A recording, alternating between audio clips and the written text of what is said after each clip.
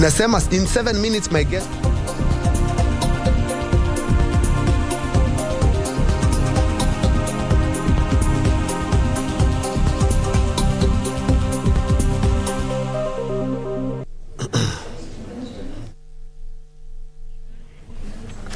Indeed, the 6th day of September 2022. Good morning. This is KBC News Check and glad you could join us. My name is Ben Troy Njue. Anne Wangeshi will be a sign language interpreter for this live newscast. And for News Check, yes, indeed, we are done and dusted with the elections, and this program is endeavored to ensure that you know exactly what is happening around you. Of course, what's happening around us as a country is a lot mostly on what transpired yesterday. First things first is that the apex court, that the Supreme Court, did uphold the election of President-elect William Ruto, who now paves way to his swearing in Tuesday next week. A day like today will be the swearing in of Kenya's 5th president, and he had a speech to make as well. And of course, the reactions, many reactions in regards to the judgment of the 7-judge bench yesterday, led by Chief Justice Martha Koome.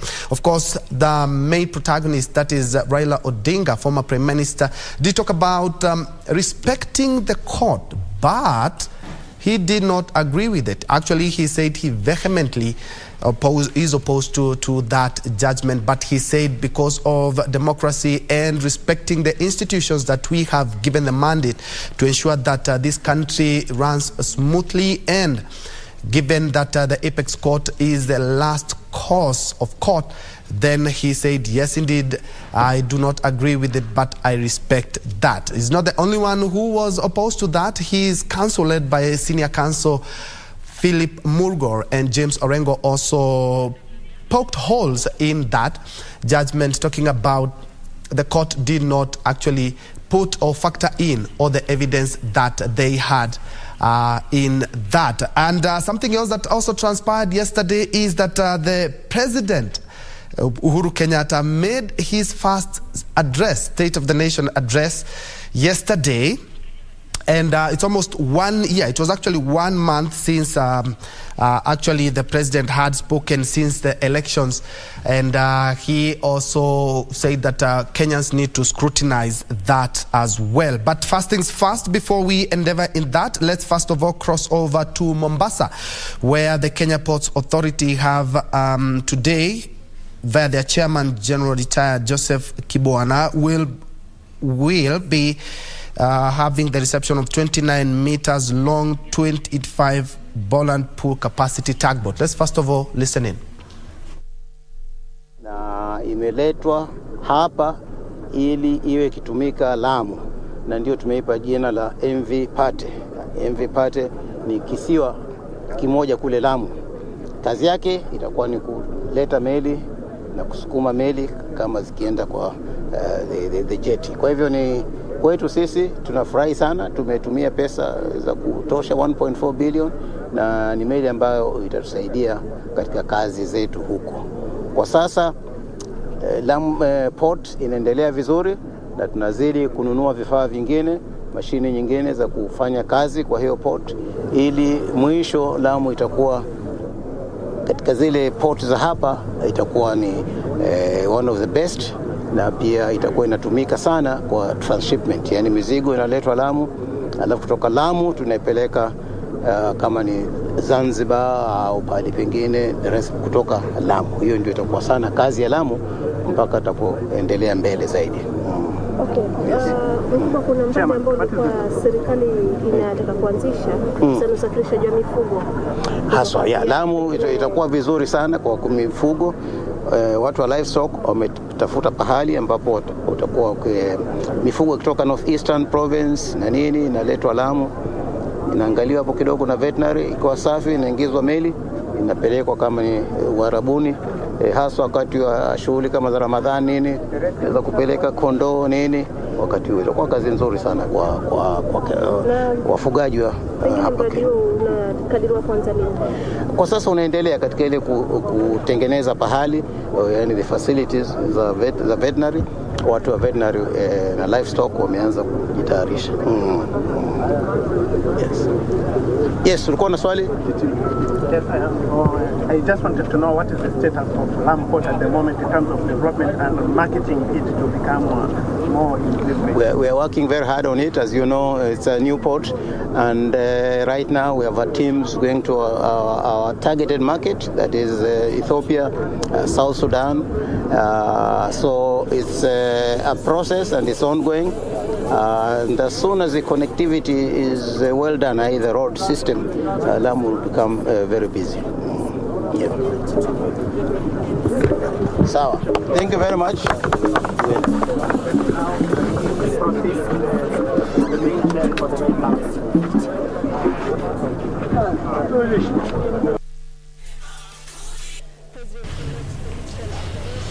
Those are live pictures from the port of Mombasa, where the state-of-the-art tugboat MV Pate has been commissioned at the port of Mombasa, and actually it is a boat from the Republic of Turkey, and it is marked with a harbour lap, a salute, and also a bathing at the dockyard jetty at the KPA. Of course, the KPA chair, Joseph Kibwana, being the chief guest. A 29-meter long 85-ton boat will add or fortify the Kenya Ports Authority there, and we'll be getting a more comprehensive report from that press conference a little bit later from our Mombasa team. Just in case you joined us, this is KBC News Check, and we are looking at we are keeping a keen eye on the current state of politics in the country. And before we crossed over to Mombasa, I was talking about the head of state, President Uhuru Kenyatta, yesterday did make his speech just almost a month since the elections of August the 9th. And he talked about, yes, indeed, the court did pronounce itself, but Kenyans should, his word, will scrutinize that judgment. And of course, we are waiting for the 21 days to get into the nitty-gritties of the judgment yesterday. But first things first, let's hear what the head of state had to talk about yesterday in regards to the general election and the Apex Court ruling yesterday. Fellow Kenyans, on the 9th of August of 2022, Kenyans participated in an election that ushered in new leaders at all levels of our governance realm. Following a dispute in the presidential election, a petition was filed in our Supreme Court for determination of validity of the results, and the Supreme Court has today pronounced itself on this matter. When I was sworn in as your president, I made a pledge to the country, a pledge to uphold the rule of law and the decisions made by the judiciary on all matters appertaining to our governance. Today, the Supreme Court made a ruling on the presidential dispute, upholding the results announced by the Independent Electoral and Boundaries Commission on the 15th of August, 2022. And in keeping to the pledge that I made to uphold the rule of law when I took the oath of office, I commit to executing the orders of this court to the letter. The process of handing over is in progress through the Assumption of Office Committee, which actually has already begun its work as of August 10th, 2022. And indeed, it is my intention to oversee a smooth transition to the next administration, and all the necessary orders to facilitate this process have already been issued. And because democracy is a work in progress, I urge the country to respect the institutions that midwife our new leaders. And in doing so, I also urge citizens to constantly put them under scrutiny, for this is the civic duty of every single Kenyan. In particular, this civic duty requires every citizen to constantly put the truth presented by our constitutional institutions to test. And they must test them for coherence, but also for correspondence.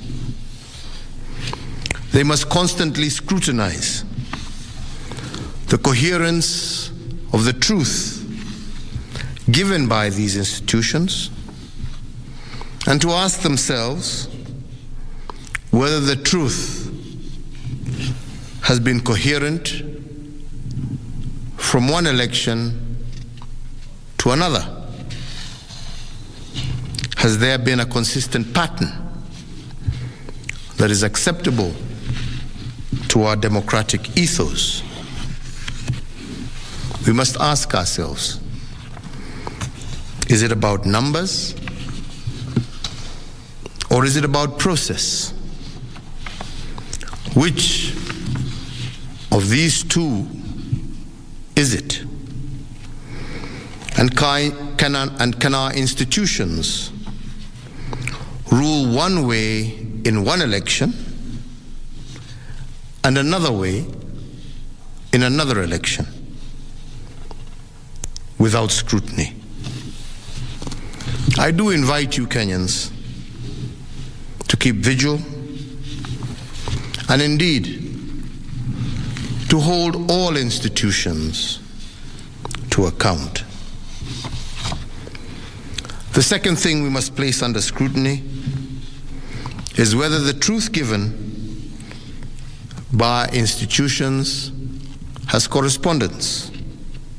That is, do the truths given by our institutions correspond with what is observable by the citizen? True beliefs and true judgments must correspond to the actual state of affairs. But do our constitutional institutions meet this threshold? While we must appreciate these institutions, we must also hold them to account at every juncture. And their truth has to be consistent and coherent. This is the only way we will build our democracy. I want to take this opportunity to thank every single Kenyan for holding a peaceful election. And for this, I want to thank God, and I want to thank our political parties, but I also want to thank every single individual Kenyan for bringing us thus far. I want to wish well all who have won as they guide our country into the future. And I thank you all for the opportunity to serve, and I say, may God bless you all, and may God bless this great Republic of Kenya. Asante.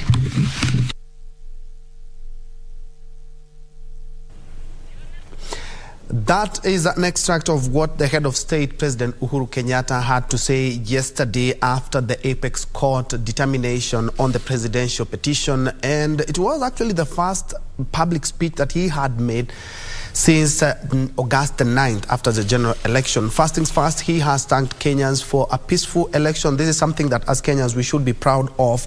A lot of countries also were keen to see how we were going to conduct ourselves. And not only had we a peaceful election, we also had a peaceful presidential petition and judgment on and yesterday the Apex Court did make a determination on that. The president also talking about democracy is a work in progress. Indeed, it's true, because our new constitution is about just 10 years, slightly over 10 years old, and he has said that we need to respect institutions that midwife our leaders. We are talking about, of course, the executive, the judiciary, and also the legislature. Put leaders on scrutiny. And talking of scrutiny, we're expecting that on Thursday we are going to be swearing in members of parliament for the 13th parliament and the 3rd Senate.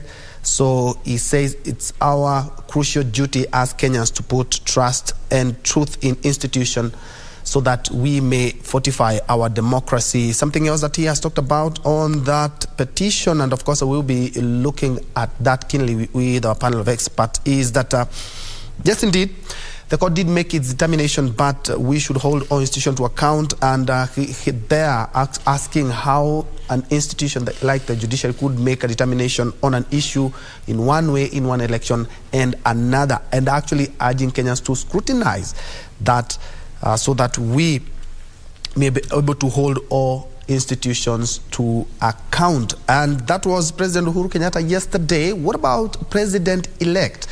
We had Nancy Okware, who was keeping a keen eye on that. Remember, he was watching together with his Kenya Kwanza leaders, family and friends. They were watching that live from the Karen residence. Let's hear what he had to say after the Apex Court made their verdict.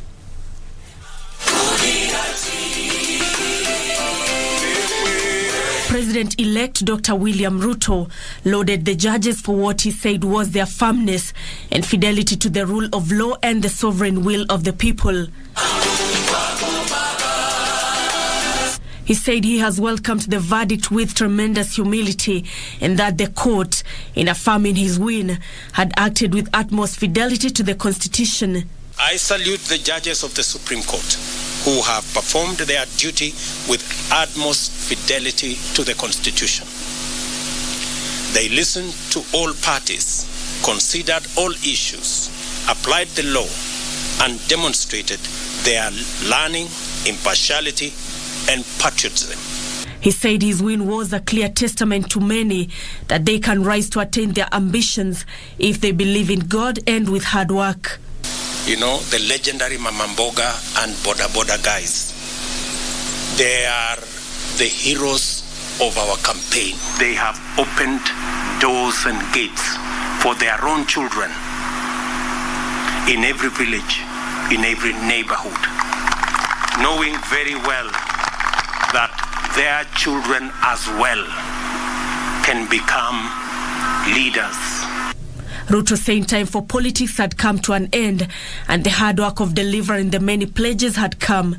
My administration shall do justice to all, regardless of their social status, religion, ethnicity, gender, whether they voted at all or whom they voted for. The president-elect promising to reach out to President Uhuru Kenyatta on matters of transition of power, even as he committed to ensure completion of all pending projects. I haven't talked to him in months. But shortly I will bring a call to him so that we can have a conversation on the process of transition. I take no offense at all that he decided to choose and support somebody else. The president-elect maintaining that there was no enmity with his political competitors and that they should not live in fear, but has ruled out any possibilities of a handshake, saying a functional government requires a strong opposition to put it in check. We will have an opposition in Kenya. There will be no handshake like the one we witnessed before. We are only competitors, not enemies. We vied to unite and strengthen Kenya, not to divide and weaken it. I therefore consider all of my competitors to be my worthy compatriots. Ruto making it clear that in his administration, independent institutions will be allowed to discharge their obligations unhindered, saying never again will such bodies be availed for political operatives. Wanasiasa wote wako na huru wakuwe na msimamo tofauti ya kisiasa bila ya kujali ya kwamba watashurutishwa, watalazimishwa, watafunguliwa mashtaka yasiyo na maana. Once you put the right leadership into place, this is a beautiful country with very resourceful and hard-working people. All you need is to create the right environment for the people of Kenya to prevail. A few hours after his victory was upheld by the Supreme Court, President-elect Dr. William Ruto says that he is ready to work and steer the country's economy forward, and that he is going to work with everyone regardless of their political affiliation. Nancy Okware reporting for Prime Edition from Karen, Nairobi.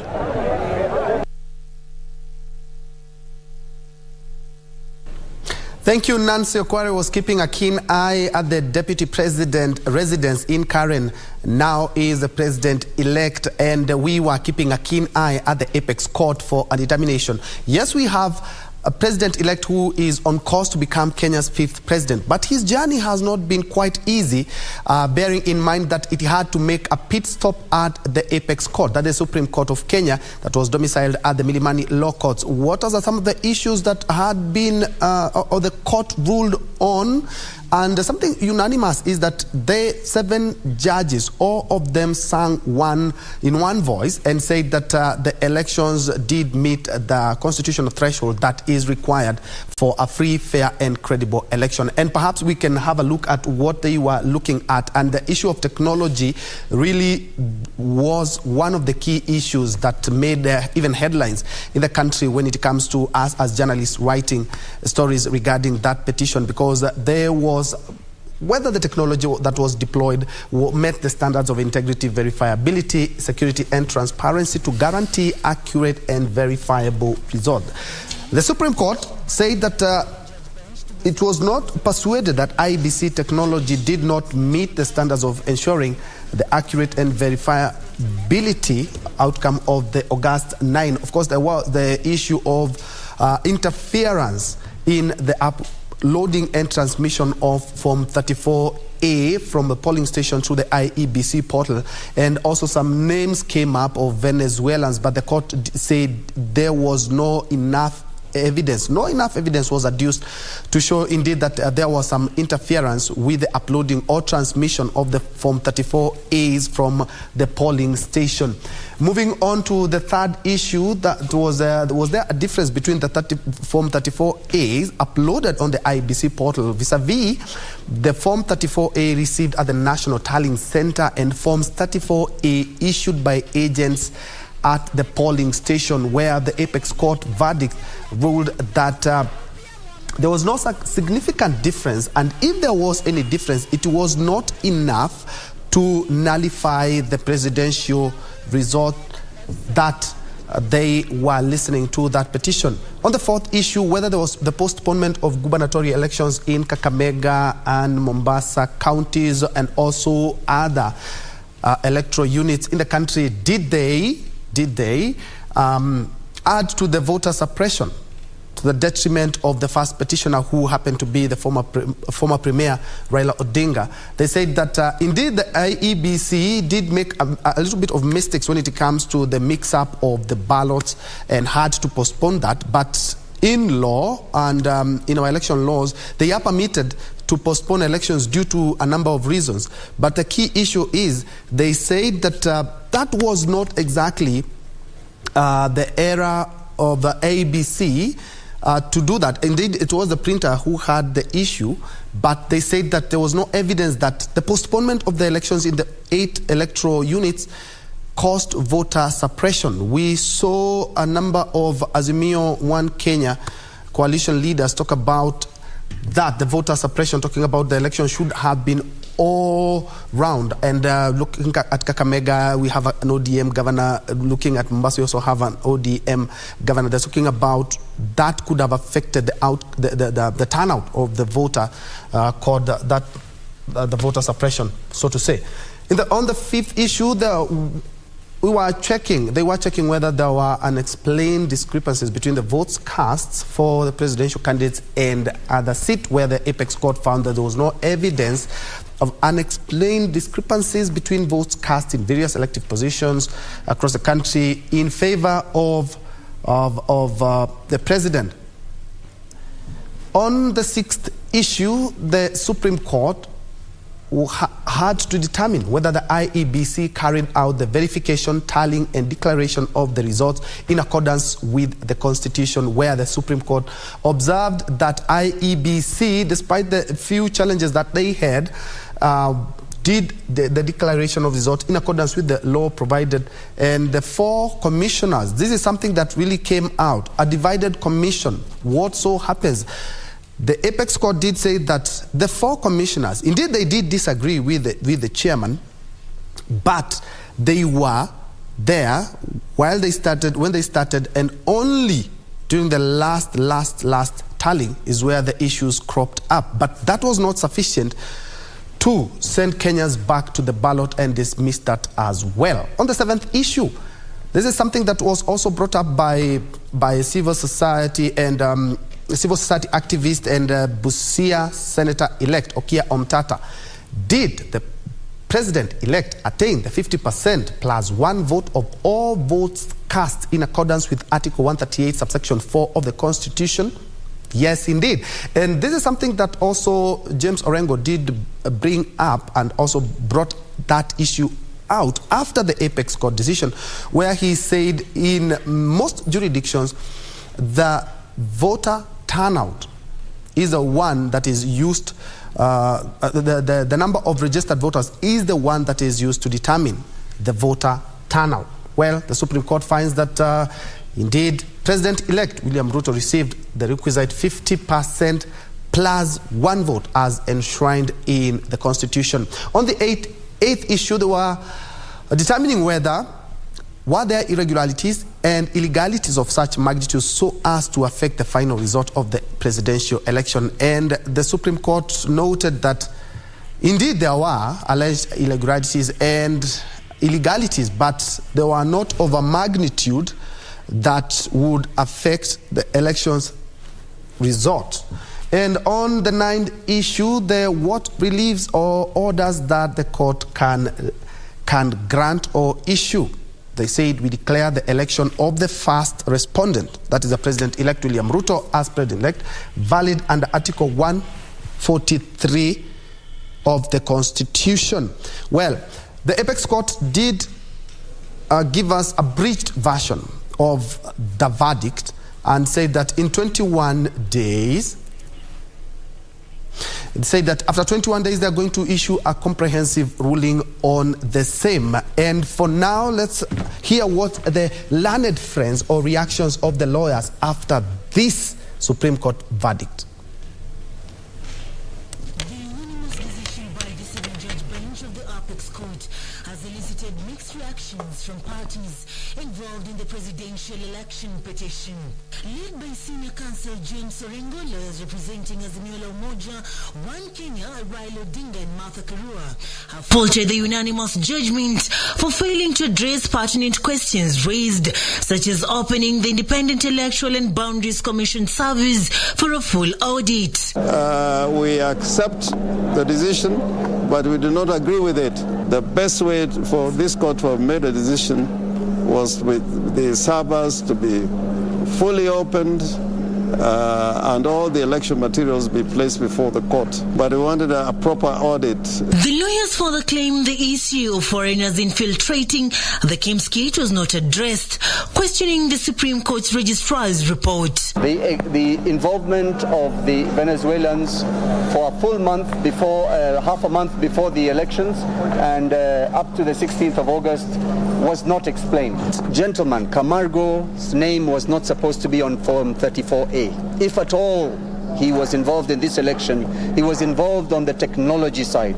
So to find it anywhere near a Form 34A raised more questions than answers. Other petitioners such as Busia Senator-elect Okiya Omtata also expressed reservations with the judgment. Mimi nimeona kwamba koti imeshatoa uamuzi na hii ni mambo ya siasa, kwa hivyo siasa imeisha, watu warudi kazi.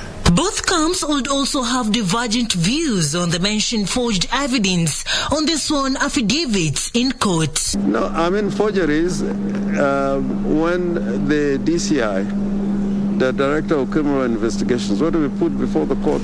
A lot of it was from an agency of government. I didn't see them talking about similar incidents. Forgery is a criminal offense, and the organs that deal with the criminal justice system in our country are at liberty to see if somebody deliberately forged documents and presented them to the Supreme Court. It is time action is taken. On the other hand, the Kenya Kwanza Alliance legal team, led by lawyers Katwa Kigen and senior counsel Kioko Kilokumi, was also full of praise for the highest court in the land. Imefanya haki, imeamua vile imeamua, na vile tunaona ni ya kwamba it has been faithful to the constitution, na tunafikiria sasa tuendelee na ABC pia iangalie kwa kindani vile Supreme Court imesema na wa adjust election processes ndio tufurahie wote. The implications are that Honorable William Samoei Ruto will be sworn in as president next Tuesday. That is 7 days from today. Yes, and that sends the country to finality and stability after the electoral cycle. Kenya Kwanza government will not be just for the Kenya Kwanza supporters. It is a government for all the Kenyans. So do not feel left out as a Kenyan. Our doors are open. You belong here. We pray that there will be peace from now going forward.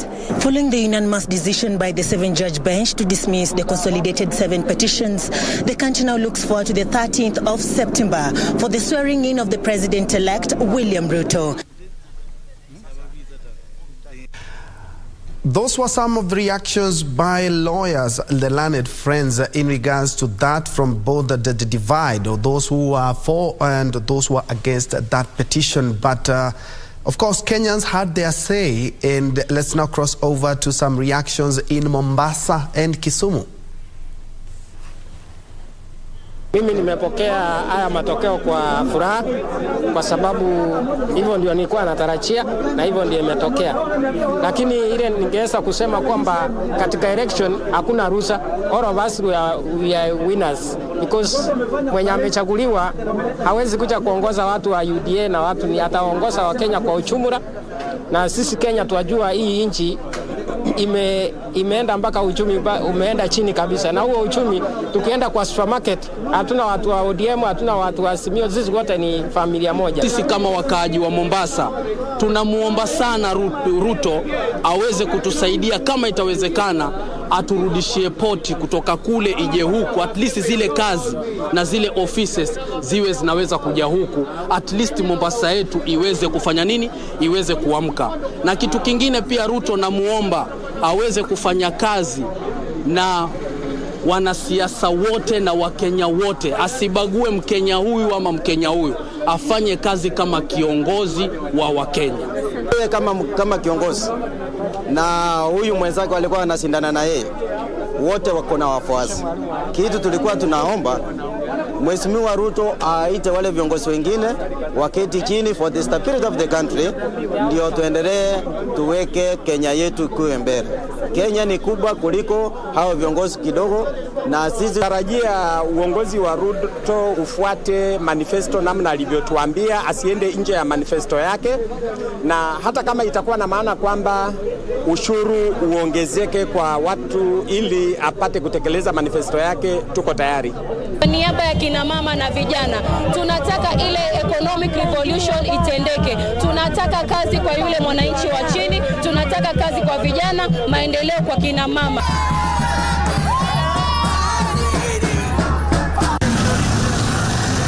Calm and normalcy in Bondo, the hometown of Azimio presidential candidate Raila Odinga.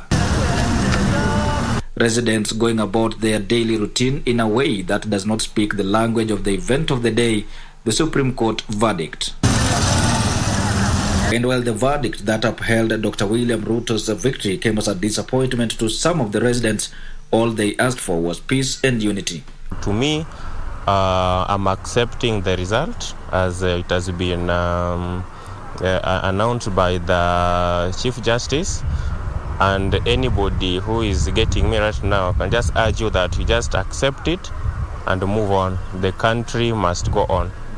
I never expected such a verdict from the Supreme Court, because based on the evidence of the Azimio la Umoja, we as supporters, we were convinced that this election was null and void.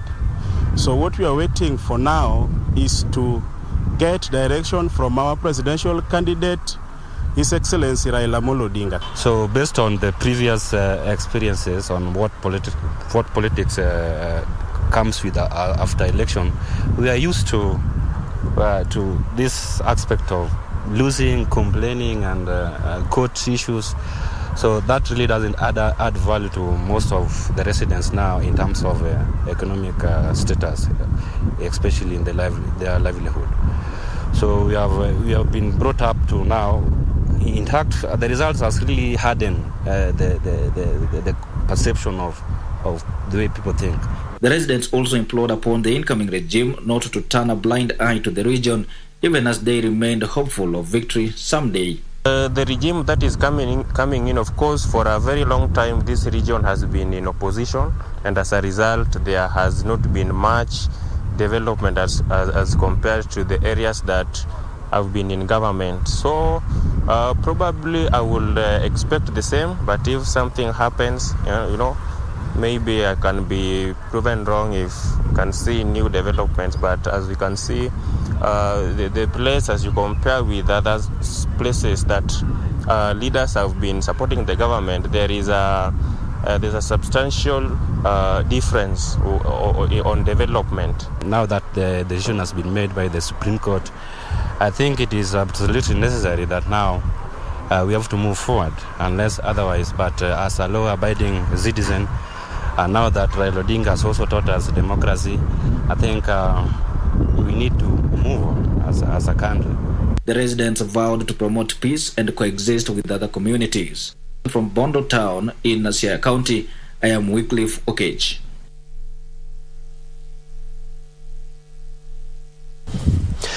Those are just some sentiments from Kenyans from Kisumu and also from the coastal city of Mombasa, which are perceived to be the strongholds of Azimio. Let's now cross over to Nyeri, which happens to be the Deputy President-elect Rigathi Gachagua's home ground and home turf. Let's hear what the residents there had to say in regards to that judgment.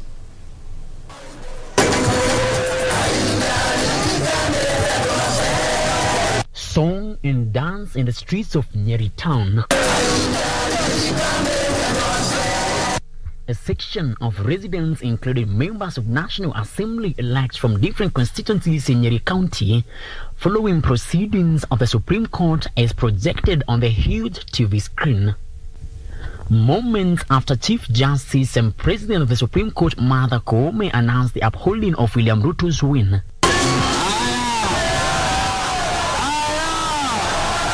Governor Mutahi Kahiga with his deputy David Kaniniria promised to ferry residents to Nairobi in 50 buses to witness the president's swearing-in ceremony. Watoto wa Maumau, na ukituona hapa, sisi tulifanya maamuzi.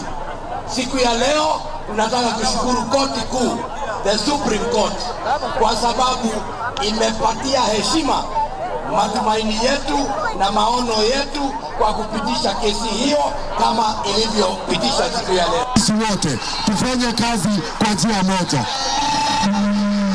na tunamwalika President wa 5 wa taifa la Kenya, William Samoei Ruto, kuanzia hapa Nyeri kurudishia Wakenya shukrani. Residents could not hide their joy after the unanimous verdict by the country's apex court. Jina mimi naitwa Charles Macharia. Mimi ni mfanyi biashara hii kaunti ya Nyeri, Nyeri town. Kwanza ni furaha ya kwamba kura yangu nimeona kweli inaongeaga. Kwa wakati huu ama kwa msimu huu kura yangu ishaongea na ndio meelekezwa na kura yetu kwenye tulikuwa tunaomba. Naye Mungu ametimiza na ndivyo tuko na furaha. Mimi naitwa Bao. Mimi ni mfanyikazi Nyeri. Businessman Nyeri. Nimefurahi sana kwa kupita kwa Ruto kwa maana walisema hatakuwa president. Na Mungu ndio bere. Ningehisi wapinzani ama the opposition. Ningewasihi ya kwamba maana Wakenya wameongea. The will of the people have spoken. And when the will of the people have spoken, we urge them to uphold the rule of the law. And again, we welcome them to work with the government. Kwa majina naitwa Mary.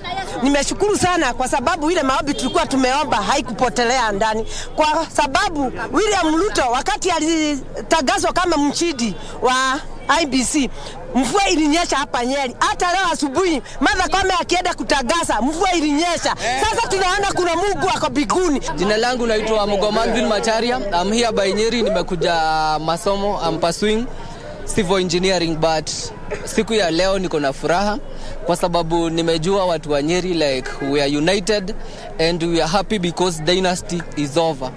Miguni mimi kitu yenye nilikuwa nataka kabisa iishe kabisa ni dynasty, familia 3 iishe na imeisha, nimetosheka. Grateful today kwa sababu ya huyo ushindi ambao umepeanwa leo na Supreme Court, na sasa obiretu sasa ni kuweka amani kote nchini.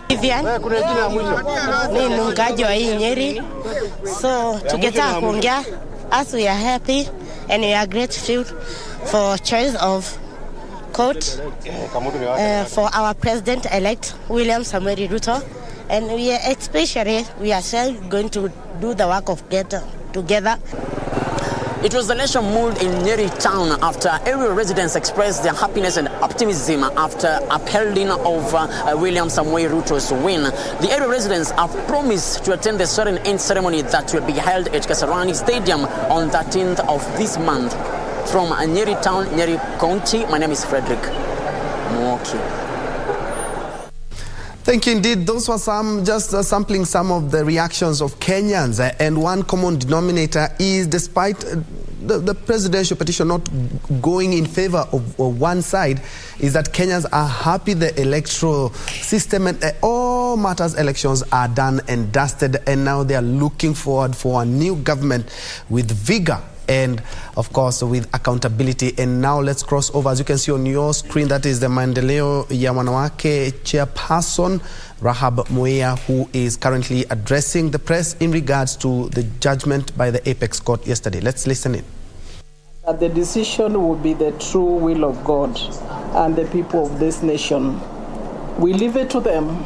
They are the ones who gave us the justice, the judges yesterday. We are proud to have 3 women seated there, starting with the CJ, Philomena Mwilu, the deputy, and Jokindungu, and the men who are there. We have accepted the judgment on behalf of the women of this nation, and they are the ones who dealt with it, so we accept their will. We want to thank Kenyans who have kept peace and calm before, during, and after, and even today. I indeed want to salute Kenyans. It is time to embrace one nation in national building. I think of Raila, Baba, Right Honorable Prime Minister, this particular time, and his wife Mama Aida, and I truly hope and pray, and their children, that God in heaven can hold them. It has not been easy to work so hard for a nation and to find yourself where he found himself again yesterday. I say this as a Kenyan, as a voter, as a mother, as a grandmother, as a leader. And I've been a wife for close to 40 years before I lost my husband. I can imagine what Ida has got to go through. There are many who will celebrate, but my call today is to put yourself in the shoes of that family and ask yourself, if you were him, what would you do? My prayer is that God continues to give him his purpose in this world he brought him. As we think of Martha, who Maendeleo advocated for, and who today finds herself where she finds herself. We want to pray for her and for her children. So it is important then to say that Maendeleo as an organization works with the government, and we said this 2 weeks ago of the day. And so when His Excellency the President did the handshake with the former Prime Minister, Maendeleo embraced it, and we continued to advocate for it. It is on that basis, therefore, Maendeleo supported Azimio and Baba openly. Those of you who have been here for my press conferences, we try to be as truthful as we can, because that gives me peace. Then allow me then to say that when then His Excellency the President and his deputy found themselves where they found themselves after the handshake, Maendeleo continued with the right thing, and that was to support His Excellency President Uhuru Kenyatta and Her Excellency the First Lady. But before then, I want to say that we had worked very well. Personally, I was in the campaigns of 202. Current president talks about it a lot, the incoming president, when I stood for Yatta constituency for a member of parliament. We then worked together in 2013 when we were in TNA, he was in URP, then we joined into Jubilee. And in 2017, I remember he really mapped us out as we campaigned, and I went around this country. And he is an astute politician. We must give this to him, that maybe this divorce kind of thing was meant to reach him where he finds himself. I think God has a lot of ways of taking you to a destination. That has been his way of getting to his destination. So, Your Excellency, President-elect Dr. William Samoei Ruto, we say congratulations. You have worked hard. You have gone around this country, and for Mama Rachel, you have been on your knees, and God has found it fit to give you this honor. So on behalf of the board, the patron, there's so many million members, we congratulate you, sir. Now my board has 58 members, 17 of which are from Rift Valley. And when you saw me talk here 2 weeks ago, I get calls, and this was supposed to have happened 2 weeks ago. But this is an institution. We carry the whole country. We take time, we are mothers. Here what you are seeing are grandmothers. We take time to do some of these pronouncements. And because the president is in office until Tuesday, we wanted also to wait and see how the court brings the finality it did. And so therefore, because of that, we hold ourselves before we say what sometimes would have been expected of us. So to you, sir, you are now the symbol of the unity in Kenya, the incoming President Ruto. What do we ask of you? Over 6,942,193 members voted on the other side. It is my prayer and hope that you find it in your heart. We have seen a lot of prayers around you. You find it in your heart to embrace them, and more importantly, it is my prayer today that you start by embracing the first family. You start by Her Excellency Mama Kenyatta, because a lot has been said. And those of us who remember your political journey, we remember 2013 when we came into office. We saw Her Excellency Mama Kenyatta pray for you and the president, kneeling, holding your ears. That is the mother who has brought this country this far. We shall not get blessings when we just throw away the journey of our lives. We shall get blessings when we go back to those who started us, where Kenya started. This country started with the founding father. That is history. We cannot do anything about it.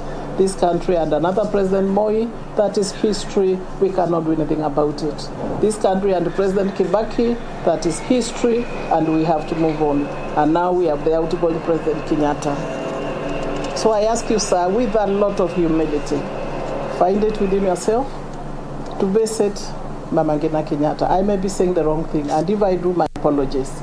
But I think it is only fair, from the many words we have heard in the last 5 years of campaign, to be able to find peace with her. She's an old lady. She was jailed for this country. None like her. We've heard many things, but we do know her sacrifices and that of her husband. Widowed at an early age, bringing up children. I know what it is today to be a widow when you have children.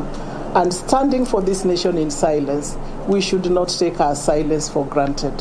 Her silence speaks a lot. And so we owe it to her, even as we go to the inauguration, to have her being the mother she has been, even as we celebrate. I also hope that you can find peace for Honorable Raila Amolo Odinga. What we enjoy today, the democracy, it is courtesy of to Raila, his father, and his family, and we think about Mama Aida with a lot of prayers for her. So once again, I want to reiterate that Maendeleo works with the government of the day, and therefore we commit ourselves, Your Excellency President-elect Dr. William Ruto. You know when we met you last, you have a very good memory. So where we parted is where we are going to start. Files are there, letters are there, whatever we were hoping to achieve. We hope for the women of this country who voted and did so well to you for the numbers, that we come back. And there, where we have erred, we will ask for forgiveness. We are Christians. We are mature. We are old women. So that we then come together as a nation and under your leadership. And I'm very happy that you have a very prayerful woman next to you who will remind you every morning, and that is very important. Who will remind you every night, and that is very important. So that we bring forgiveness into this nation, and true forgiveness. And the Church of God, we have seen a lot. So we also want to ask you, let us do that which is right for everybody. Half the country is not happy. Half the country says, we want to join you. So how do we do it? Open the doors for the other close to 7 million members of this nation. So we shall continue, Your Excellency, to come to you. We shall be looking for an appointment once you are sworn in and after you settle down, and that's what we said, so that Maendeleo is not new to you. You know the things we have done together before while you are away, we will be able to brief you where we are today. A lot has been covered over the last 5 years. His Excellency President Uhuru Kenyatta, the outgoing president, has really supported us. Her Excellency, the First Lady, and we hope, because we were a family, that we shall pick our pieces and move on with this country, Kenya. I thank you, unless you have any questions. Maendeleo ya Wanawake chairperson Rehab Muya there giving her sentiments, or her organization's sentiments, in regards to what transpired yesterday at the Apex Court and the general elections as a general. And indeed, she has talked about embracing each other and bearing in mind that Azimio One Kenya Coalition had gotten support from Maendeleo ya Wanawake organization. She's talking about the new president-elect William Ruto extending an olive branch to even those who did not vote for him, because now he is the president of Kenya and not for those who only voted for him. So he is urging all Kenyans to be one as we forge towards a more cohesive country. And for that and much more, we will be crossing over with my panel of experts here in the next hour, where we are going to be delving much deeper into the reactions of yesterday and the whole election as a whole. But first things first, let's have that break. On the other side of this 1 hour, we will be talking about matter state of the nation and state of politics in the country.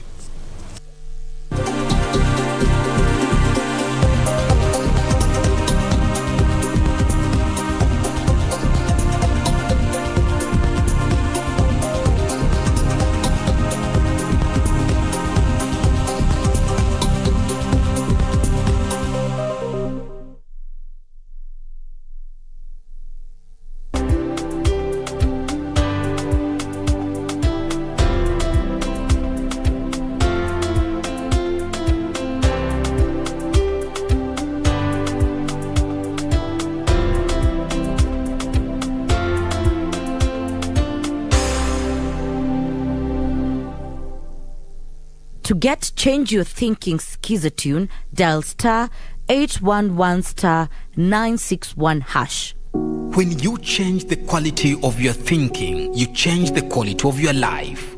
Sometimes instantly, just as positive words can make someone calm, smile or laugh, your thoughts will react to the world in real time. So, change the quality of your thinking. Dial star 811 star 961 hash. Star 811 star 961 hash. He's lived a tragic life. All these years, he's always been on his own. Let's pretend this never happened. But, even though I fixed her eyes, she can't handle brightness. Master, I'm finally back to see you. So, you know, all these years without my blood, why hasn't his body even changed a bit? I don't expect anything from you. I just want you to have a happy life.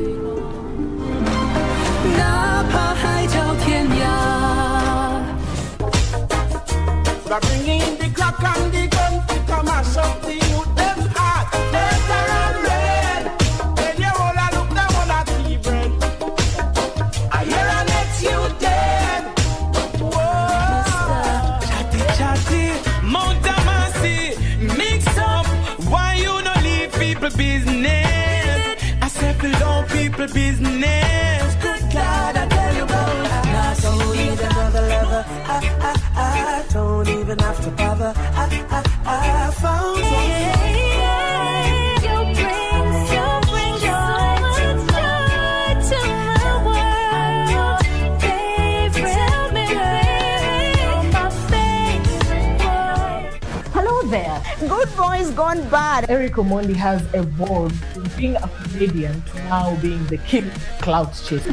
How does a gospel artist make money? Jaguar wept again. As a celeb, as a followers, but it's a time for artists to make bank. Right? How is your relationship with Zari, considering that she dates young? These are accessories. They get out of set. Slap the guy. Yo, what's up? My name is Ted Josiah. Oh, mashallah. You sing about serious issues, it will not trend. If you sing about Abiambosi. Now, bahati hata kuwa na machozi. Willy Paul ndo alikuwa anatoa machozi. For your beat these boys with stones, that's all be logic. Yesu ashukangi chini analeta pesa. Musicians are missing the point. Do we sip water? You are watching Pop Culture with Adhiambo with a Y.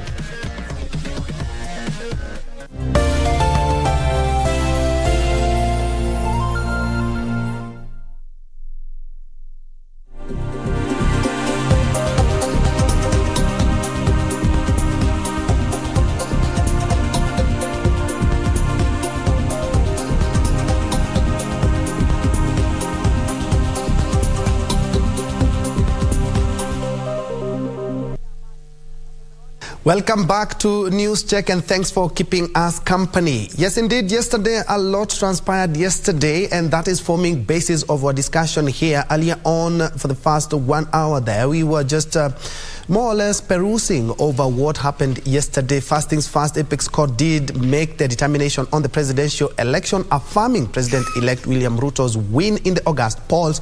Another thing that transpired yesterday is, of course, the reactions by people from all walks of life. We visited so many counties Kakamega as well.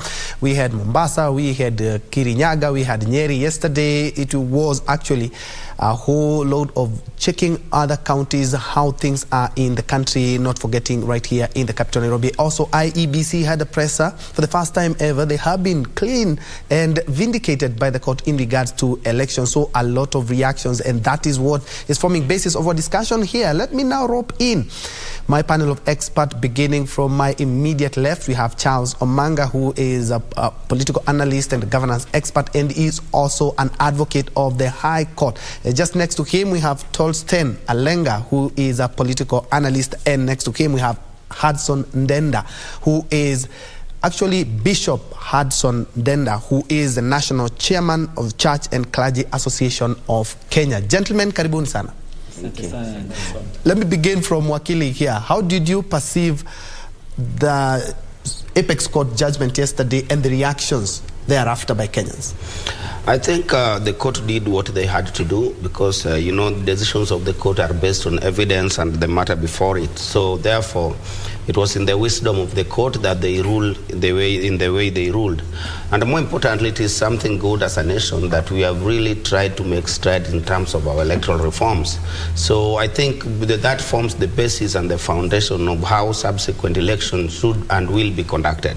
So therefore, to me, I think there is nothing much that I can say in terms of what happened yesterday at the court, because the evidence was evaluated and that informed the decision of the court. Alenga, you've seen Kenyans from all walks of life and others actually urging other Kenyans, let's embrace this and move forward. And if you've noticed, there's a lot of traffic today. It's more or less like Kenyans who are seated somewhere and now they have decided to come out of their cocoons. Yeah, thank you very much, Njue, for hosting me on your show today. And I think following the ruling yesterday, it's imperative for us to put into question the maturity that Kenyans have exhibited throughout the voting period, waiting for the results and then waiting for the ruling of the court. It shows some level of maturity and trust in our systems because many Kenyans trusted that once the verdict of the Supreme Court will be given, they were ready to embrace it. And as we see from the resumption of activities, as you have rightly pointed, it shows that Kenyans have faith in the courts, and what was adjudicated yesterday and given as a verdict is something that Kenyans have embraced, and they're ready to move forward and build the country. Bishop Hudson, yes. The day before yesterday, that was on Sunday, we saw a section of the clergy talking about Kenyans, kindly let's uphold the rule of law, let's observe peace, let's accept the court verdict. And indeed, they did exactly that. And we're also expecting a presser from Ufungamano House, where they are expected to be holding, the clergy is expected to be holding a presser in regards to the presidential election, the petition itself, and how Kenyans have embraced that as we move forward. I would like to hear your sentiments in regards to how you perceived it and how Kenyans have actually, they've decided, yes, indeed, let's now forge forward. Yeah, thank you so much. First, I really want to congratulate the President-elect, Dr. William Ruto, for his election, and want to assure him that the Church and Clergy Association of Kenya will support you, will pray for you, and stand with you in your endeavors to rule this nation. Coming to what you have asked, I feel our democracy has really matured, and Kenyans are coming of age, and they are, as my colleagues said, they are beginning to believe in institutions, and also it shows that Kenyans want to move on. We have wasted a lot of time in this country. COVID has affected us. We have had several issues affecting our economy. So it shows that Kenyans want to get back to work. And for me, peace has won. Nobody lost the election and nobody won the election. Peace has won, because when we see the peace across the country, I think everybody was praying for peace. Yeah. And talking of peace, let's now cross over to Kibera. There is missions across Nairobi and Kenya during a campaign, Shining Hope for Communities in Kibera. school for girls. There's an event there, and it's quite tied to what we are discussing today. Let's first of all cross over and listen in for a couple of minutes before we come back to our live discussion. My name is Kero Dede. I came from Kibera here. Down there is where I used to live, my family. And it's the grace of God that this thing called Shofco was started by just a soccer ball. Mpira tu hivi, you know what I mean? I didn't know how to write proposals. I didn't know how to look for funding. But I had a dream that if we come together as a community, we can solve our own problems. Yes. So right now, Shofco is nationally. We also worked in Kisumu, which I'm proud of them, Watu wa Kisumu. They say that they want peace. They want to respect their property. They want to think about their lives, right? So we're also in Eldoret. We are also in Mombasa. Is now national with over 2 million members, you know what I mean, of San community. And my dream was not to be political, but how can we bring the power of the people on the ground, you know what I mean, to take charge, to make people be accountable, and to start seeing growth that starts from the bottom of the pyramid. That's our dream, and peace is important. So thank you so much, and I hope we'll continue to keep our peace and look for programs that can live the lives of our children and our families. Si kweli? Yes. Na Mungu abariki sana nyinyi wote. Thank you. Sawa. Those are members of the Shining Hope for Communities Urban Network. They are the Kibera School for Girls, where they are just giving thanks to the community, and especially in Kibera, for maintaining peace during and after the general election, and more specifically after the petition yesterday. Even civil society is coming out to thank Kenyans, politicians from all walks of life, talking about let's now manage our expectations in regards to the government that we are expecting to be sworn in next week. I would like to sample some of your sentiments in regards to that. Manga. I think it is something very, very important. I remember there is something that Reverend Oginde said, that justice leads to everlasting peace. So where there in the absence of justice, there can never be a lasting peace. So therefore, from where I sit, I think it is very, very important and critical that we maintain peace. And as we endeavor, because either way, where in elections there are always those who win and there is those who lose. And in this regard, I think no one has lost. I think the nation has won, and therefore it has become absolutely important that we try to ensure that we use our diversity as a source of our unity, so that we can build a prosperous nation. Indeed.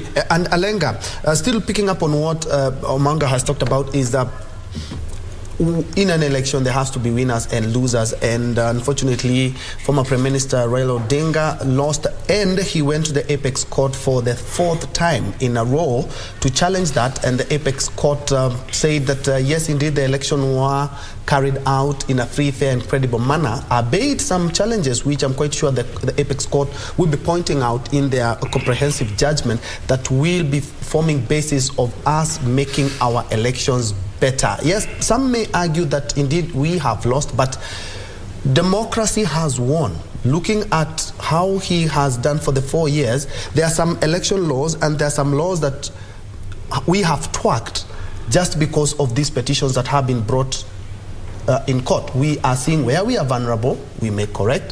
Where we should add, we add. Where we should subtract, we subtract. Alenga.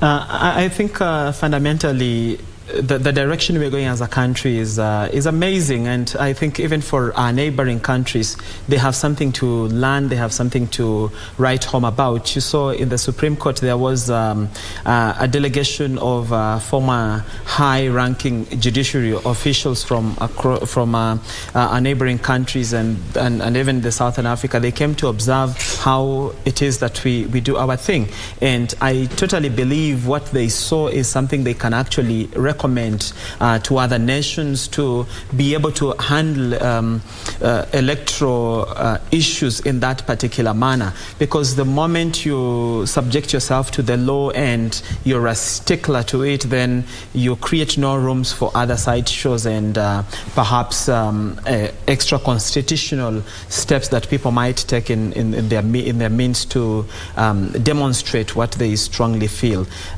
What is fundamental to discuss us is also the state of our democracy. If you look at the quietude that is being exhibited in the country after the elections and after the Supreme Court question, we need to actually interrogate this silence as thinkers, as political analysts, as policy people, as religious leaders, and ask ourselves, is this silence a silence of satisfaction, or is it a silence of giving up of a society where we have come to a level where we think our elections are not really meaningful, and therefore whoever wins, wins, whoever loses, loses, and we move on.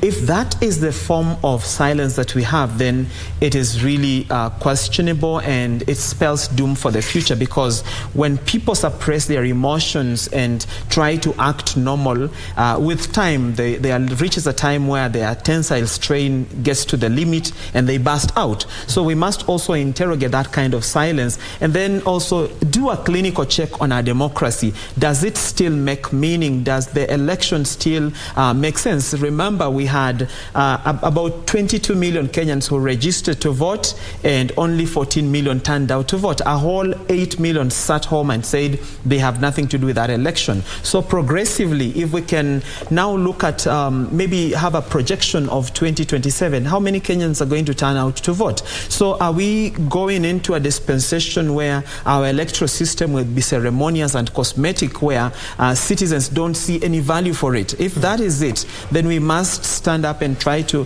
recultivate our democracy, because it is one that we got through stress and strain. It never came just like that. So we have a space to protect, we have a heritage to defend, and we have a journey to secure, because where we are, I really question the kind of silence that is in the country. And if that were it, then the new government that is coming in then has a very cardinal responsibility to bring the country together, to speak hope to even those who lost, because we are all Kenyans, we all pay taxes, and we are entitled to whatever comes from this country. So I think for President William Ruto, the task ahead is quite gigantic, and the good thing is that it is spelled out how it's going to be. Bishop Denda, and picking from where Alenga has brought about a very interesting point, and indeed the president-elect yesterday in his first speech talked about extending an olive branch to all those who they were in the ballot with, and bringing Kenyans together. But he was quick to note that there's not going to be a handshake that he said that like it has always been. It's one of the most democratic things that a president can say. Yes, indeed, we are working together, but everyone has to have his position. And he talked about a robust and an opposition that will hold them accountable. Yes, I was at Karen when he was speaking those words. Okay.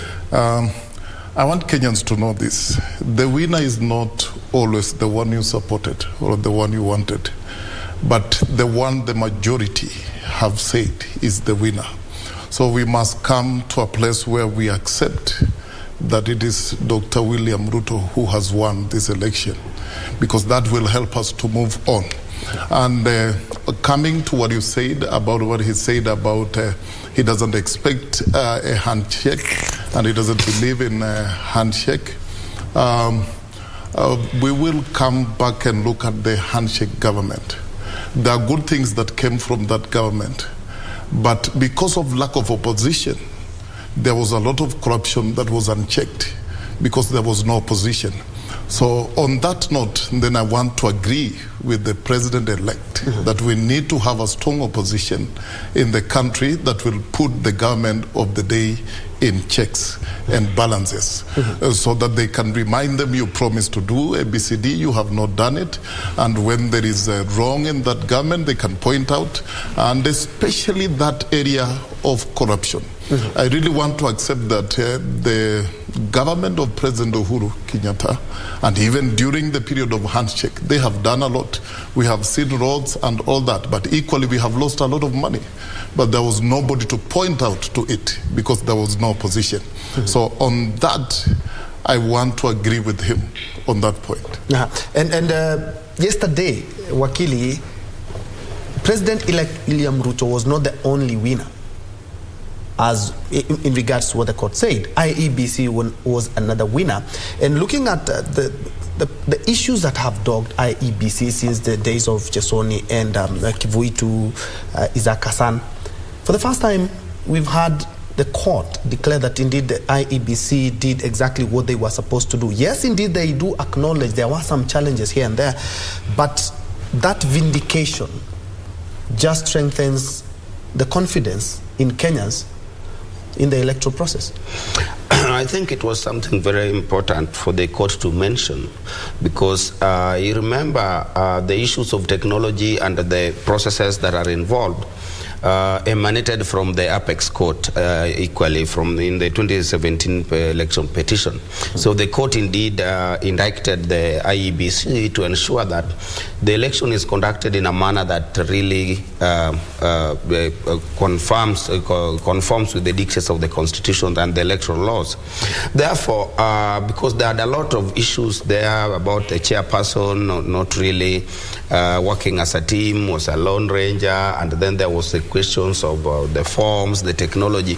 But I think that vindication is something that is important, because now at least it tries to inspire confidence of the public in the workings of the commission. Mm-hmm. And then at least also when we talk about what Alenga was saying about the silence, we must also actually go back to the drawing board and try to ensure that whatever the absence of the silence, the absence of the violence, what does it really portend? Because therefore, it could mean that maybe there is that element of frustrations and dejection. So if at all the silence can actually be equated to a level of dejection from the general populace, then I think it is incumbent upon the government and all other relevant institutions to ensure that we really, this democracy of ours that is continuously growing in leaps and bounds, we really nurture it, and we ensure that any constructive engagement as regards to election is something that is actually involves and inspires the confidence of the people.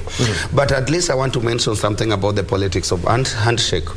You know, handshake sometimes, according to what I think, it also kills democracy to some extent. What do I mean? What I mean is that because we know what is the role of the opposition, and when we have a government that do not really have any checks, or there are no those people who actually try to interrogate and question certain processes that are not really going right in the country, then therefore the democracy loses its meaning. So I think there should be handshake in terms of ensuring we were in a political context, but now the will of the people have superseded.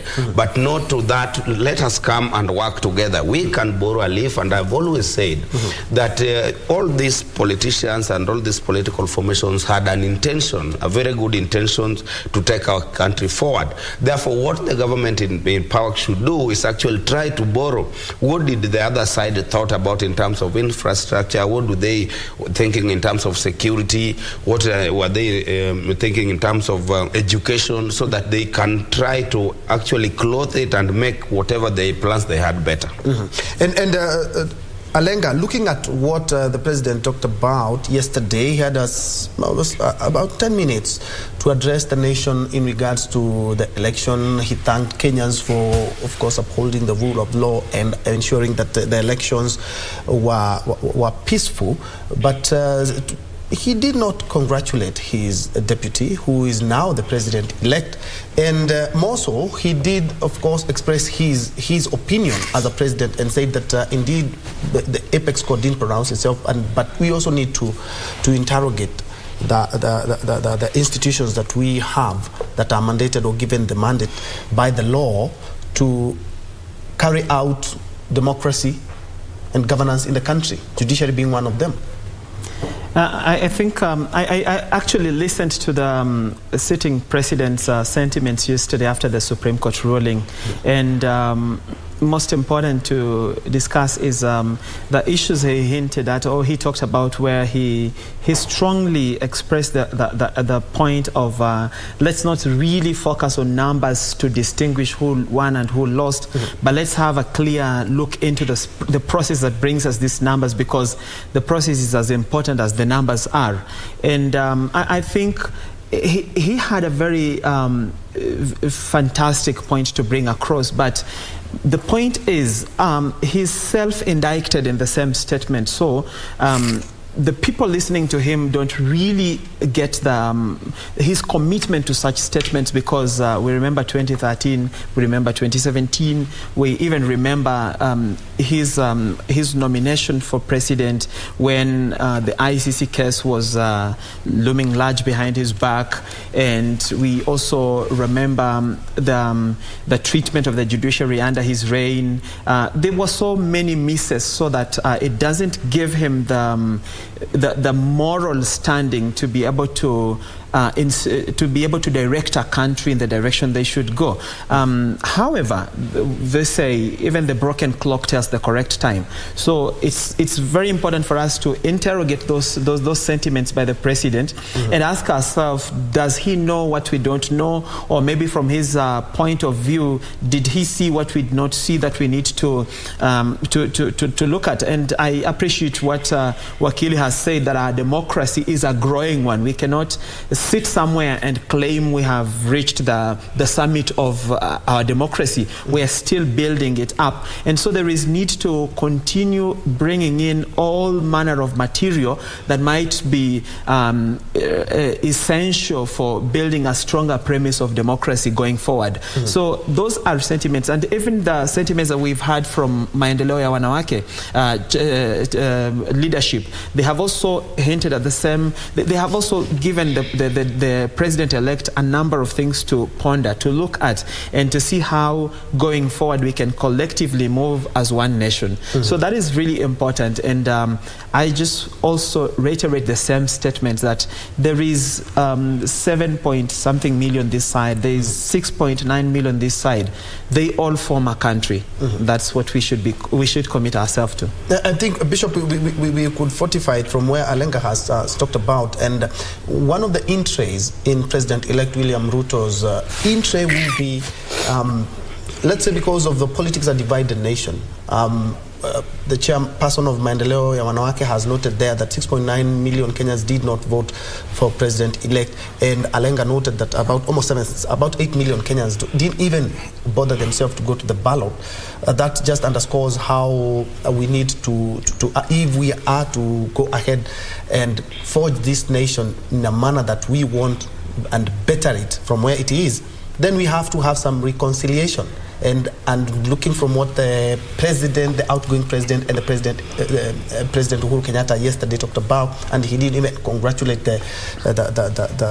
his deputy, then it underscores how we need, first of all, to try and come together. Yes, the president actually talked about extending an olive branch yesterday. Yes, if I remember, the president-elect alluded to that. He said he will be president of all. Yeah, actually he noted that they have not even spoken in months. Yes, he said he has not spoken to the president for months, and he said he's going to call him, and he's going to call all the rest that they contested against each other. But he said he's going to be the president of everybody. And if you remember also, he said something that was very important. You know, as a church, there are things we listen to. He said he's not going to be vengeful. He has nothing to revenge against anybody. That was a very good statement. And he said he's going to respect the outgoing president and also our former leaders in terms of, I think, the former vice presidents. And he said he's going to honor, including their packages that they receive. For me, that was very good. And he also said he's inviting the ones that they contested with, and particularly Raila Odinga, so that they can brainstorm and see how best the country goes forward. And although he said it like jokingly, but it was very important because he said so that he can tell him how he intends to be at opposition and how he intends to do some checkups on him. So on that, I think the president-elect has scored very well because I listened to him. He said he's going to be the president of everybody, including those who never voted for him. I think that is a call for unity, but there is much more. You know, actions speaks louder. So we will be waiting to see whether exactly what he said is what he's going to do. Yeah, that is another thing. I can't say exactly what he said he's going to do, so we will wait until we see the actions. Yes, and we are hoping that at least we will have the bridges crossed before we start a new regime. Yes. And Wakili, looking at what we saw in the Apex Court, we have a lot of international media and the international community was keenly watching, just to underscore the kind of jurisprudence that our nation has grown into. And we are carving our name in so many history books in terms of how we are conducting ourselves in matters electoral and actually in sorting out election petitions in this country. I think that is something to borrow. And actually, you know, our constitution is rated among the progressive ones in the entire world. And therefore, what springs from that is that there is various electoral issues that actually the development in terms of what we have actually emanated from those court decisions.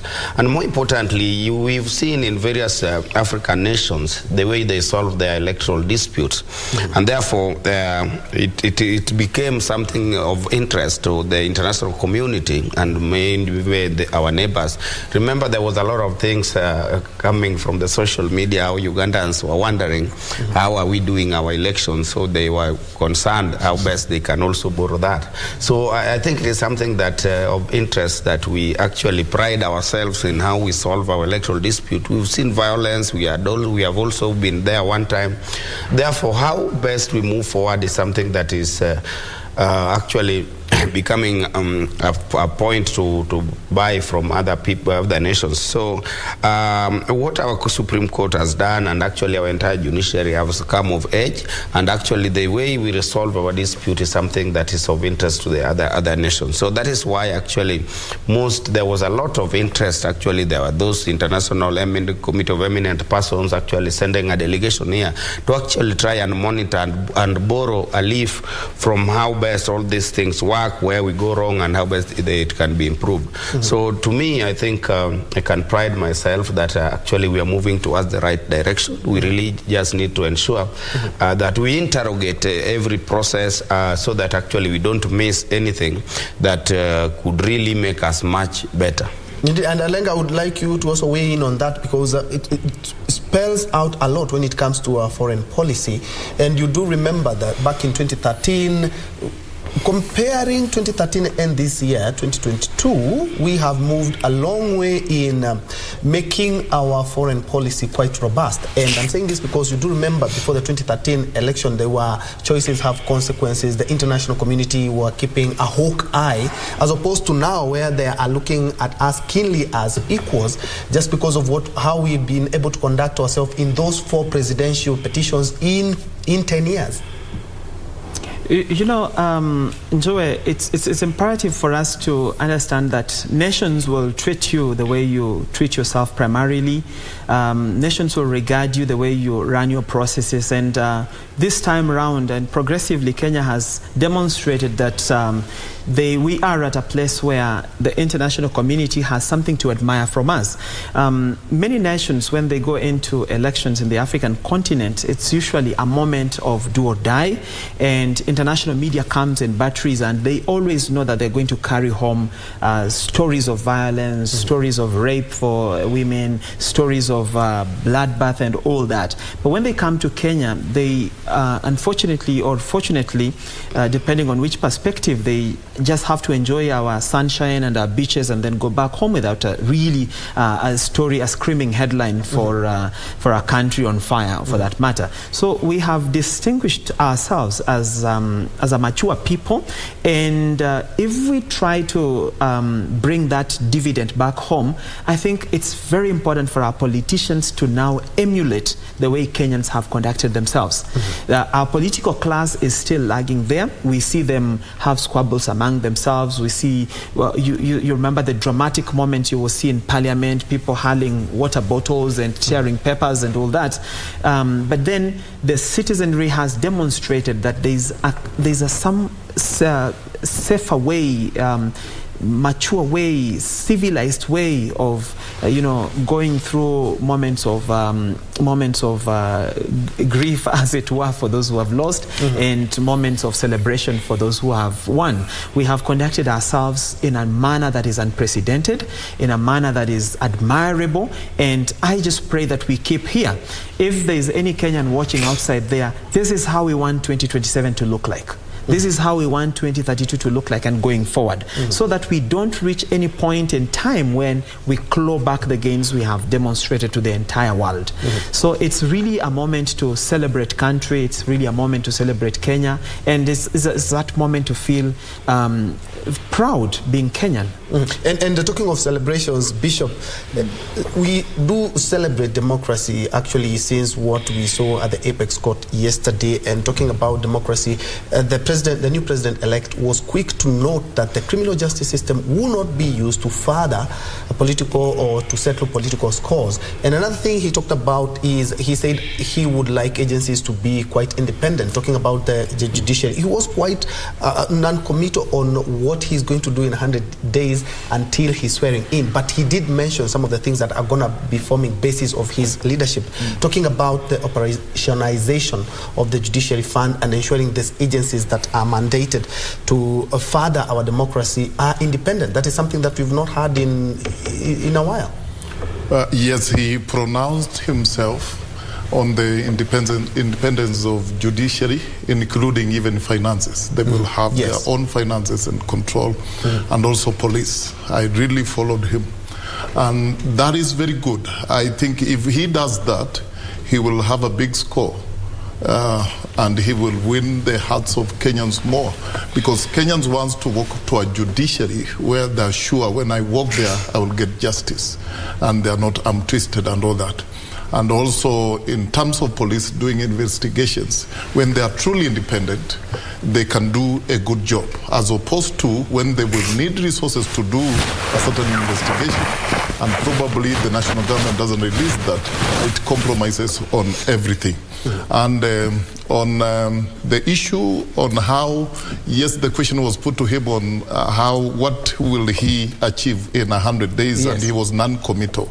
Actually, he said we wait for that day of inauguration, he will speak about it. But he said something. He said, one, he's immediately going to work on the cost of living. And that is very good. The cost of living, and also fertilizer to help the farmers produce food. I think that is very important. We would expect the president-elect, when both of them got to government together with President Uhuru Kenyatta, flour was at 90. We want to see that coming down to that. Yes, we know the fuel challenge is global. And the drought as well. Yes, and drought and all that. The fuel challenge is global, but we also expect him to do something on that, because once you control that, then you will control the cost of living. And for me, when I heard about lowering the cost of living, then I knew he's connecting with Kenyans. He feels what they are going through. He knows the challenges that Kenyans are going through. We expect to see that immediately he gets to office. Perhaps we can build up with what Bishop has talked about in terms of the 100 days. He did not really commit, but he did touch on some of the things that he is going to be looking at. And being an officer of the court, I'm quite sure the issue of the operationalization of the judiciary fund, which has not been even operational operationalized since we promulgated the constitution, and it was one of the things that was supposed to happen after we passed the new constitution. Manga. I think the president-elect actually indeed made a lot of pledges during the campaigns, and actually mentioned about the issue of food cost of living, fuel, and the issue of small and medium enterprises fund that would be operationalized actually to help those in such business to grow. But you see now when the reality dawns, because there is a lot of factors to be considered, because the issues of fuel, the issues of fertilizer, those factors of production, when talked in terms of the entirety, I think the most important thing, the last port of call that actually indeed helped Kenyans is the judiciary. When we have a functional and independent judiciary, then everything else falls on the side, because when there is injustice, whether there is bad laws coming from the parliament, whether there is excesses of the executive, where the population gets solace is in the judiciary, because whatever thing that happens from the executive to the legislature, they can never escape judicial scrutiny. Therefore, I think in terms of operationalization of the judiciary fund and ensuring full and complete independence of the judiciary, and ensuring that what the cases that the judges handle, when there is sustainably facilitated, I think even the time that cases take in court to complete actually would be substantially reduced.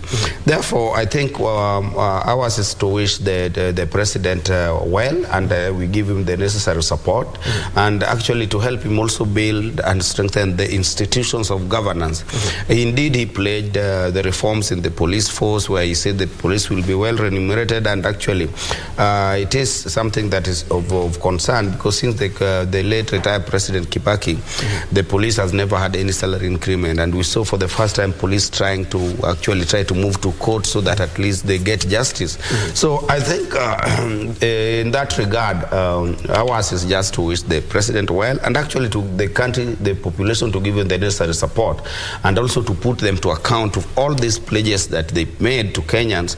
They actually try and endeavor to ensure they are realized. Yes, and Alenga, it's going to be an interesting 100 days in office, and that is why exactly he said that he is putting his house in order, so that in the next 100 days after he is swearing in, he will be talking about the first 100 days. But indeed, there are quite pressing issues in the country, and to borrow from Deputy President-elect Rigathi Gachagua's speech yesterday, he said we are inheriting a battered economy, we are inheriting a country that is a little bit not the way it should be, and we are up to the task to ensure that Kenyans celebrate the country that we are in. 100 days. Alenga. I think lots of what awaits President-elect Dr. William Ruto is a very huge task to restore an economy, to bring the country together and build on cohesion and togetherness as a nation. There is also the aspect of, trying to nurture our democracy to the next level, and it all falls on his hands. And so I think maybe to make matters easy for him, the first 100 days, the president-elect should focus on the cost of living.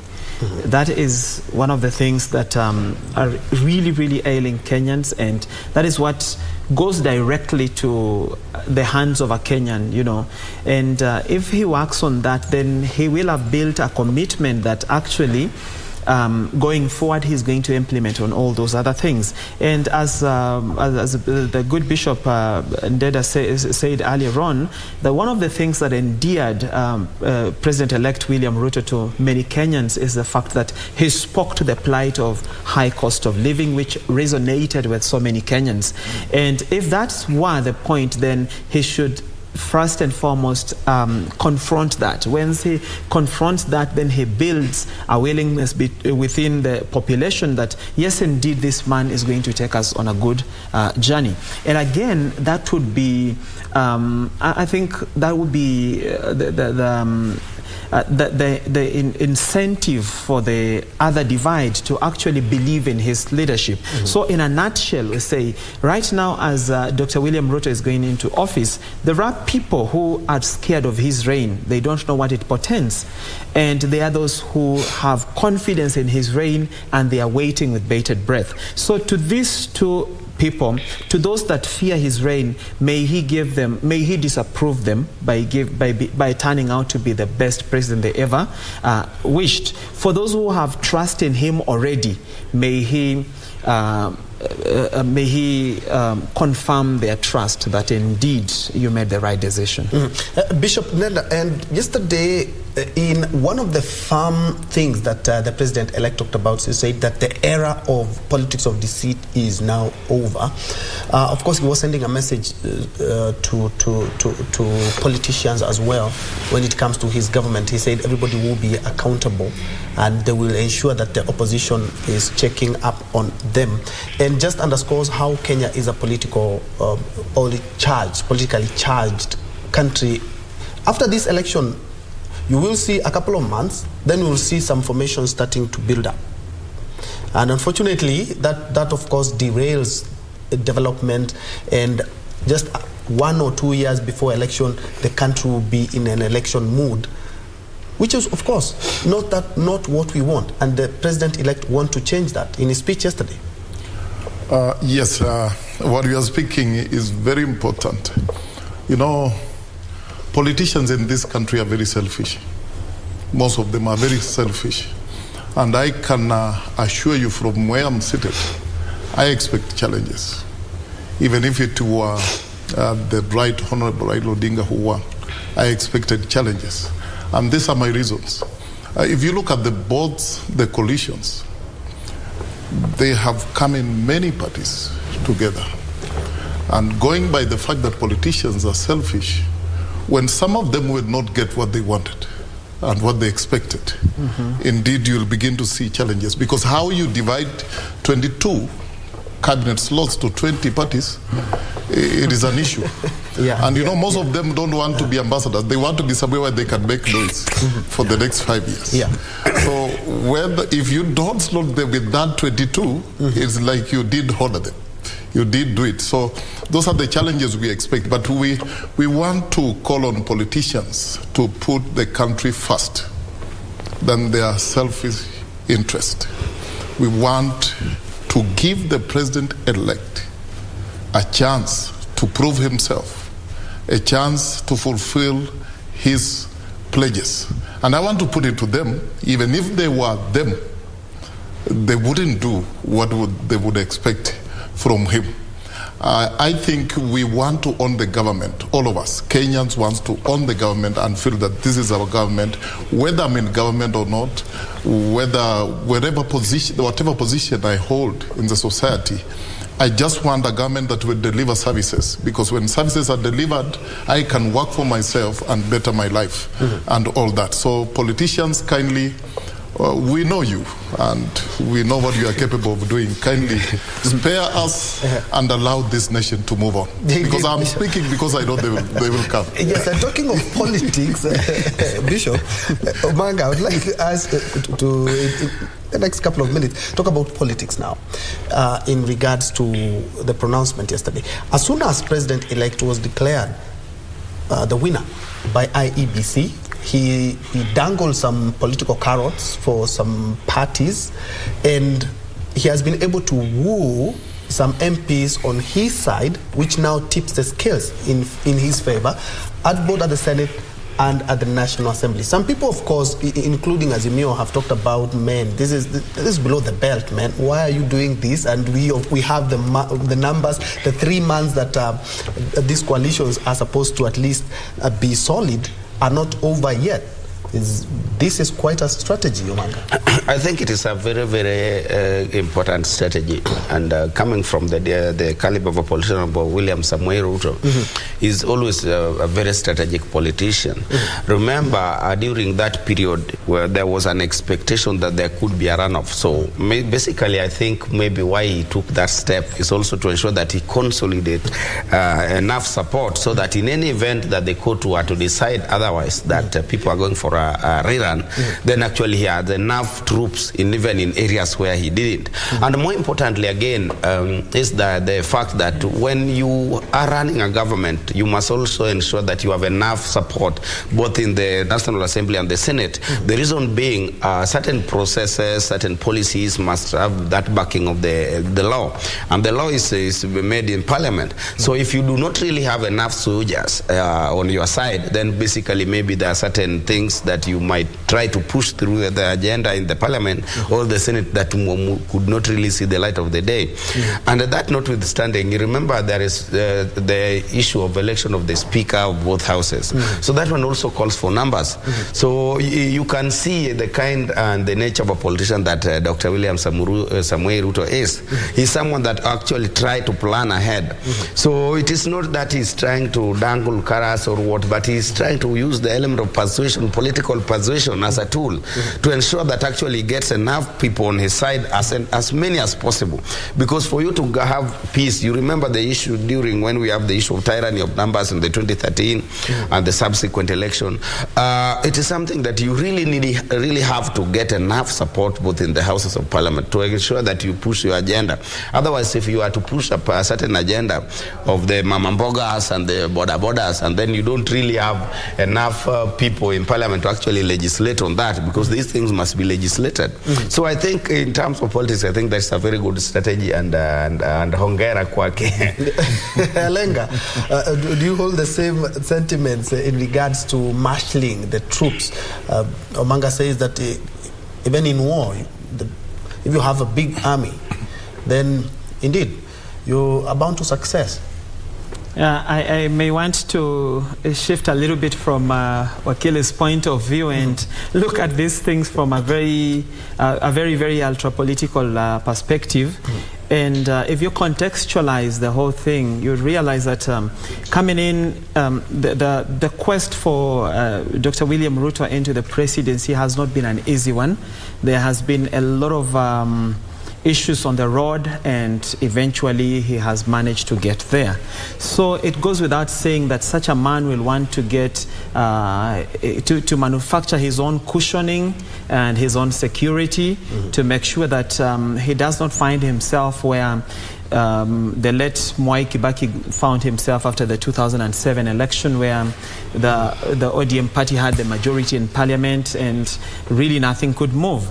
But again, it shifts us back to around 2013, where there was the issue of tyranny of numbers, and on record that is a time most of the bad laws were passed in this country, including the review of the Public Order Act, the Security Amendment rules, the Computer Misuse and Cybercrime Act, and even the election amendment rules that were amended actually just a few days into the election. So during that time, everything would carry the day as long as the whip says this is the direction we're going. So it scares us when we imagine we want to get back to such a moment. So from that point of, from that perspective, then you try to ask yourself, what does the future, what does this portend for the future? And also, if you also interrogate that this is a man who vehemently opposed this constitution in 2005, and then now he's becoming the custodian of that constitution, and then wields majority in both houses, then what do we expect? Do we expect a rewriting of that constitution? Because laws are made in parliament, they are ratified in the Senate, they are sent by the president. So if that path is looking like it's going to favor him, then it a little bit scares us, and we pray the heavens that that doesn't happen. However, we must also pay cognizance to the fact that Dr. William Ruto, in the Greek philosophy, he finds himself in what we would call he's between the Charybdis and the Scylla, because once he has to protect himself from what will eminently be constant attacks from a very strong opposition, because you see the numbers before him reaching out to the other independent candidates and independent MPs in the houses, the difference is very little, is very slim. So you'd expect a heated parliament, and then government positions most of the time will face assault from the opposition, and as as it were, he has actually distinguished very clearly, and I really appreciate that he's not going to strike handshakes with the opposition. He's going to let the opposition do its work. So while doing that, then he must also take care of his backyard. Okay, 1 minute each as we wind up on how we expect everything to turn out. Of course, tomorrow we will be having a discussion on what will be transpiring in Parliament on Thursday. But I would like to sample your last comments, Bishop. Yes, I want to appeal to Kenyans to continue maintaining peace, because peace is very important. Even those whom their candidates didn't pull through, you would still want peace if you had your candidate through. So peace has won, and let peace continue, so that in that atmosphere of peace, then we can realize services and development for our country. Indeed. 1 minute as we wind up, Manga. I think it is important that those who have managed to get positions of power to come together and realize that the responsibility bestowed upon them is that of service delivery, service delivery, service delivery. Let us put our political differences aside and ensure that we correct what is wrong, so that we move forward and ensure that the people of Kenya would not lose hope in the voting, and ensure that their votes has a lot of meaning in terms of the issue of governance. So mine is just peace, and also wish the president-elect the best of luck in his endeavor to... Gentlemen, thank you so much indeed for your time and your insight. Charles Omanga, who is an advocate of the High Court and also a political analyst. We also had Todd Sten Alenga, who is a political analyst, and we had Bishop Hudson Ndeda, who is the church and clergy chairman, national chairman. And thank you so much for your insight. Indeed, we have been talking about trying to look at the state of the nation in regards to what transpired yesterday. We had the apex court affirming President-elect William Ruto's win. We also had President Uhuru Kenyatta, who made his maiden speech since we went to the ballot on 9th of August, and we also had IEBC. After the vindication by the court, they had a presser, talked about a lot of issues that actually made a lot of interest and a lot of sense when it comes to electoral matters. Indeed, thank you so much for your time, and thank you for watching. But I'm giving my baton now to Tamrini, who will be having a live conversation in Swahili from 12 to 1. Thank you so much for watching. My name is Bentro Njuelensa Odingo is our sign language interpreter for this live broadcast. Do have yourself a blessed still morning, 3 minutes to midday.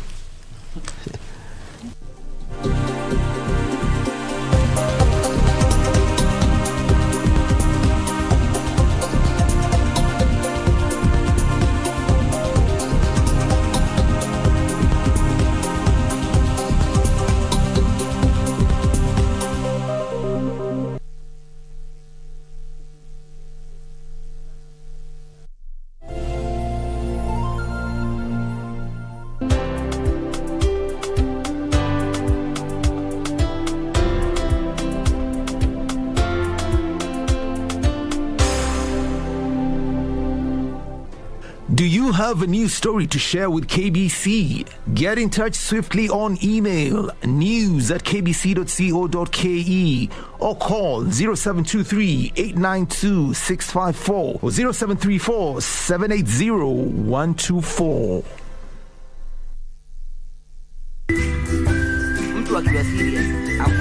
Life cannot always be too serious. Yeah, man, what's up, yeah? Allah? We've got to take some time off and laugh, laugh, laugh, and laugh. And we tickle you down with lots of laughter. That's why I'm saying I'm who is who. Huh? With satire like no other. Tell him to bring it on. Takachapa.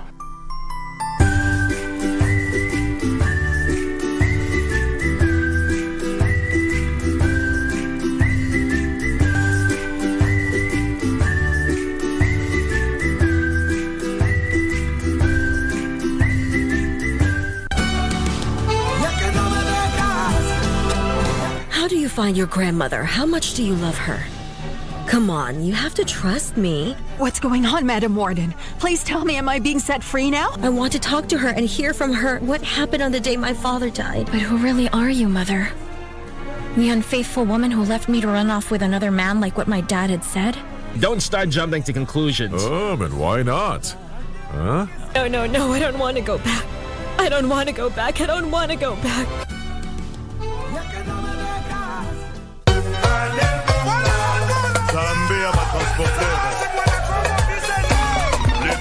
This is the way we are going to invade your sitting rooms once every week. Allah. And this is what we mean. The originals. Lipua Lipua. Veve Productions. Orchestra Kiam. And so much more. Mirindimo ya ngoma za rumba kutoka pembe zote za Afrika. Zilizopepea, zinazopepea kwa kiasi ambacho hutang'atuka ng'o from your sitting room. Wow. Buzi Buziana, Scholar Miel, Betty Beast, Fifi Mofude, among others. Bridge over Congo with Simeon Mfumu Kimbangu. And Winnie Marie-Jose on KBC Channel 1. Nzambia Sambela Kate, Ako Sambela Nani. God does not worship. To whom will he worship? Honorable Kajos Mafu.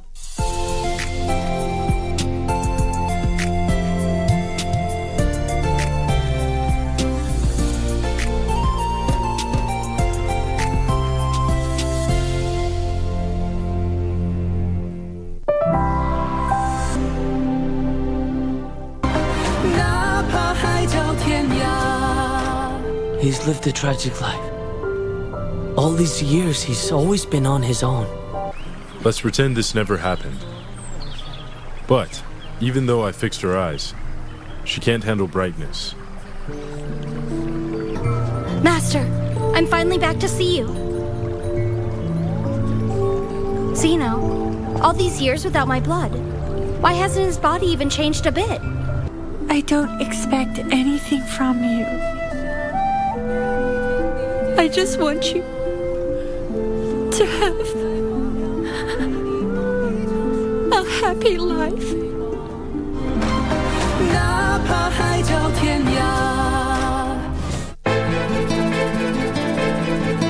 Umeliona gazeti la leo? This is still disturbing. Hivi ndo weza kuwashapatana basi. Huyo alipita iko wapi? Ngoja lifunguke. Kwani yuanza yeye kupenda? Atakuachaje siku zote hizo aje akurudie sasa? Yaani hapo hushiki mita. Nimekupigania sana Leo. Tumepitia mambo mengi sana mimi na wewe. Babangu mimi nitamwambia nini? Na usijaribu kunidanganya. Usijaribu kunidanganya kwa sababu faili niliziona. Bringing the clock and the gun to come and shut the youth them heart. There's a red. When you all look down on that bread. I hear an ex you dead. Whoa. Chatty, Montamasi, mix up. Why you no leave people business? I said below people business. Good God, I tell you about. I don't need another lover. I don't even have to bother. I found You bring so much joy to my world.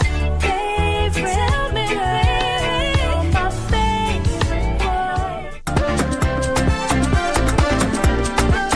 Karibuni sana to the Second Chance TV game show. Tough questions. Virunga National Park is located within which mountain ranges? Aberdare. Aberdare? Is that your final answer? Tough challenges. Dona teammate yako kwenu.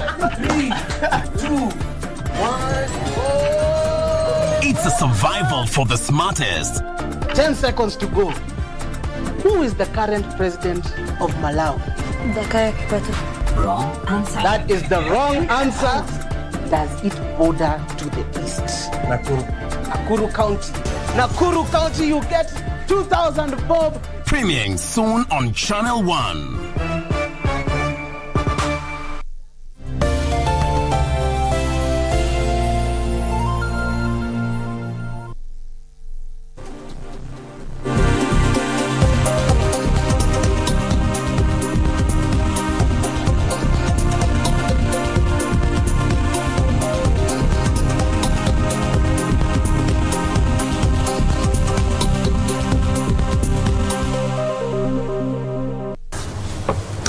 Matumaini yangu hujambo popote ulipo unapotazama KBC Channel 1. Shukrani sana kwa kutenga muda wako kujiunga nasi. Karibu kwenye awamu ya pili ya mazungumzo haya ambapo hii leo tuko kwenye tamrini kuanzia hivi sasa hadi hapo mwendo wa saa 7 ambapo tutakuwa tunaangazia mambo mengi tu ikiwemo Kenya kwenda mbele baada ya siasa ama baada ya uchaguzi. Mimi ni Zainab Said nikiwa hapa kwa niaba yake Nancy Okware.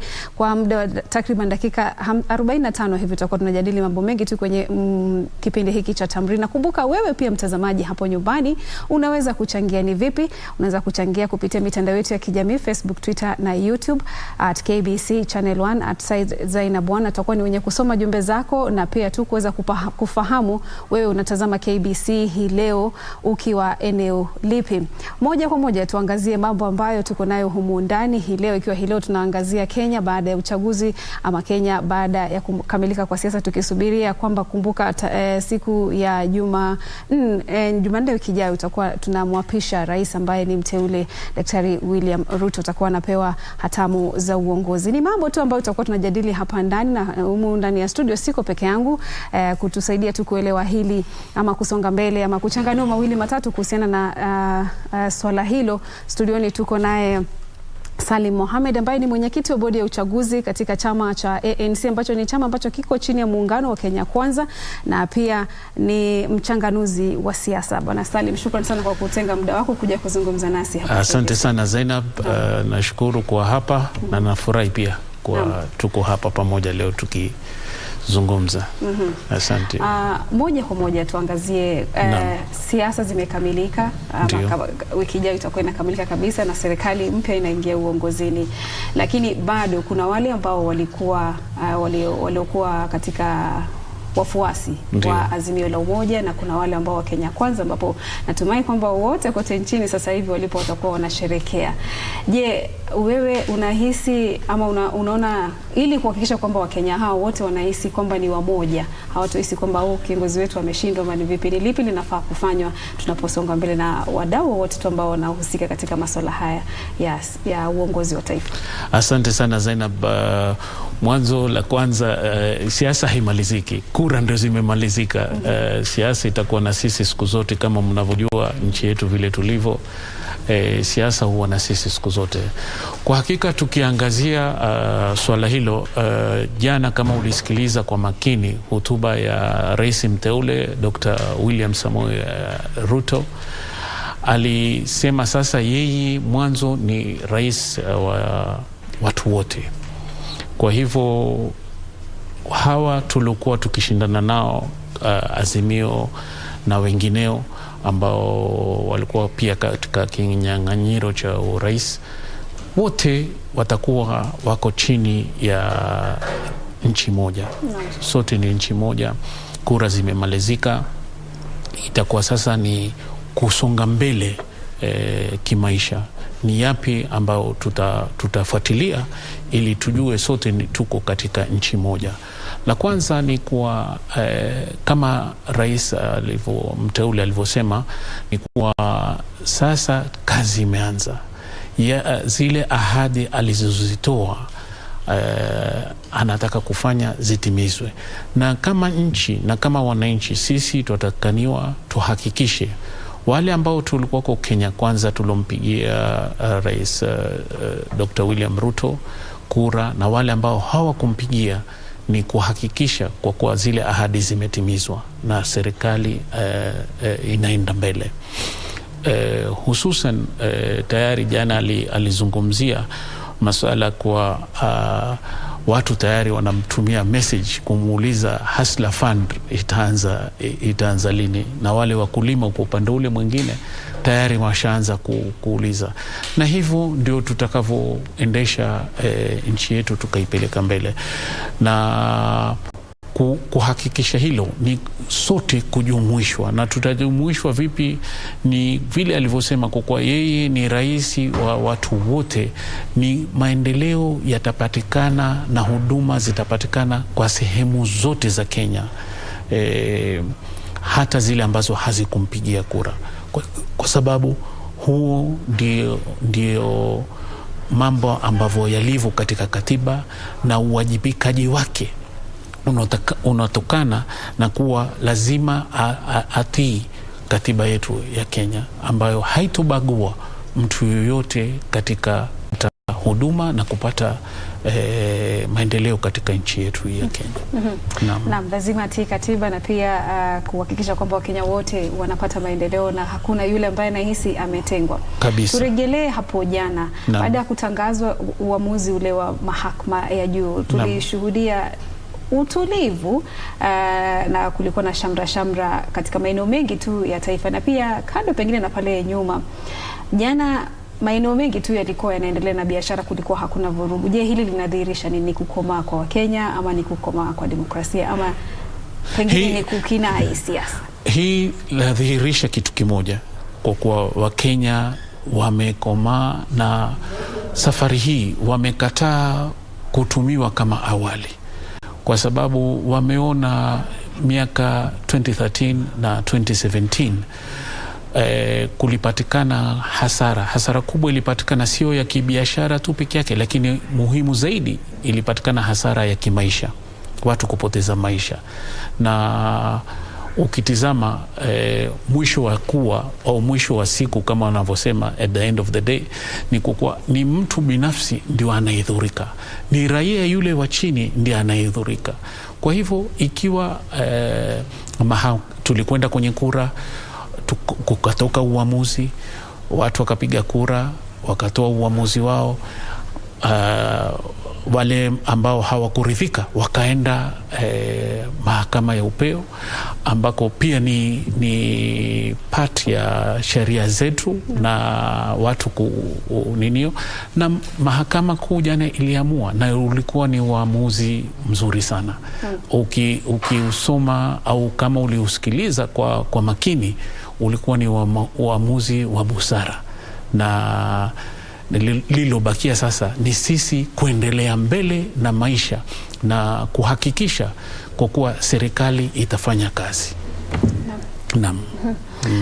Kweli ni masuala tu ambayo tunazidi kuzungumzia hapa ndani, mtazamaji, lakini kumbuka kuna ile kamati ambayo ilikuwa imeteuliwa ya kuhakikisha kwamba kuna kuwepo ule kukabidhiwa kwa madaraka ama kukabidhiwa kwa urais katika njia iliyo shwari kabisa. Kwa hivyo kamati hiyo leo itakuwa inazungumza na wanahabari kuelezea tu matayarisho yako vipi. Kumbuka rais mteule anatarajiwa kuapishwa wiki ijayo. Kwa hivyo kulikuwa na kamati hiyo ambayo kando na mambo mengi tu yakihakikisha kwamba inatarajiwa kuhakikisha kwamba hatamu hizo za uongozi zinapeanwa kwa yule ambaye rais ambaye atakuwa anaingia uongozini kutoka kwa rais ambaye yuko uongozini kwa hivi sasa. Kwa hivyo kamati hiyo ni baadhi tu ya majukumu ambayo imekuwa ikitekeleza na kuhakikisha kwamba sherehe hiyo ya kuapishwa inaenda katika njia iliyo shwari kabisa. Kwa hivyo ni kamati ambayo imekuwa ikiandaa mikutano, misururu ya mikutano tu, na katika hivi sasa inatarajiwa kutoa habari yake. Hebu tusikize mtazamaji.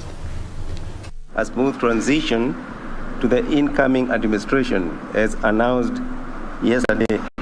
I'm pleased to notify the nation that I have this morning chaired a meeting of the assumption of the office of the President Committee.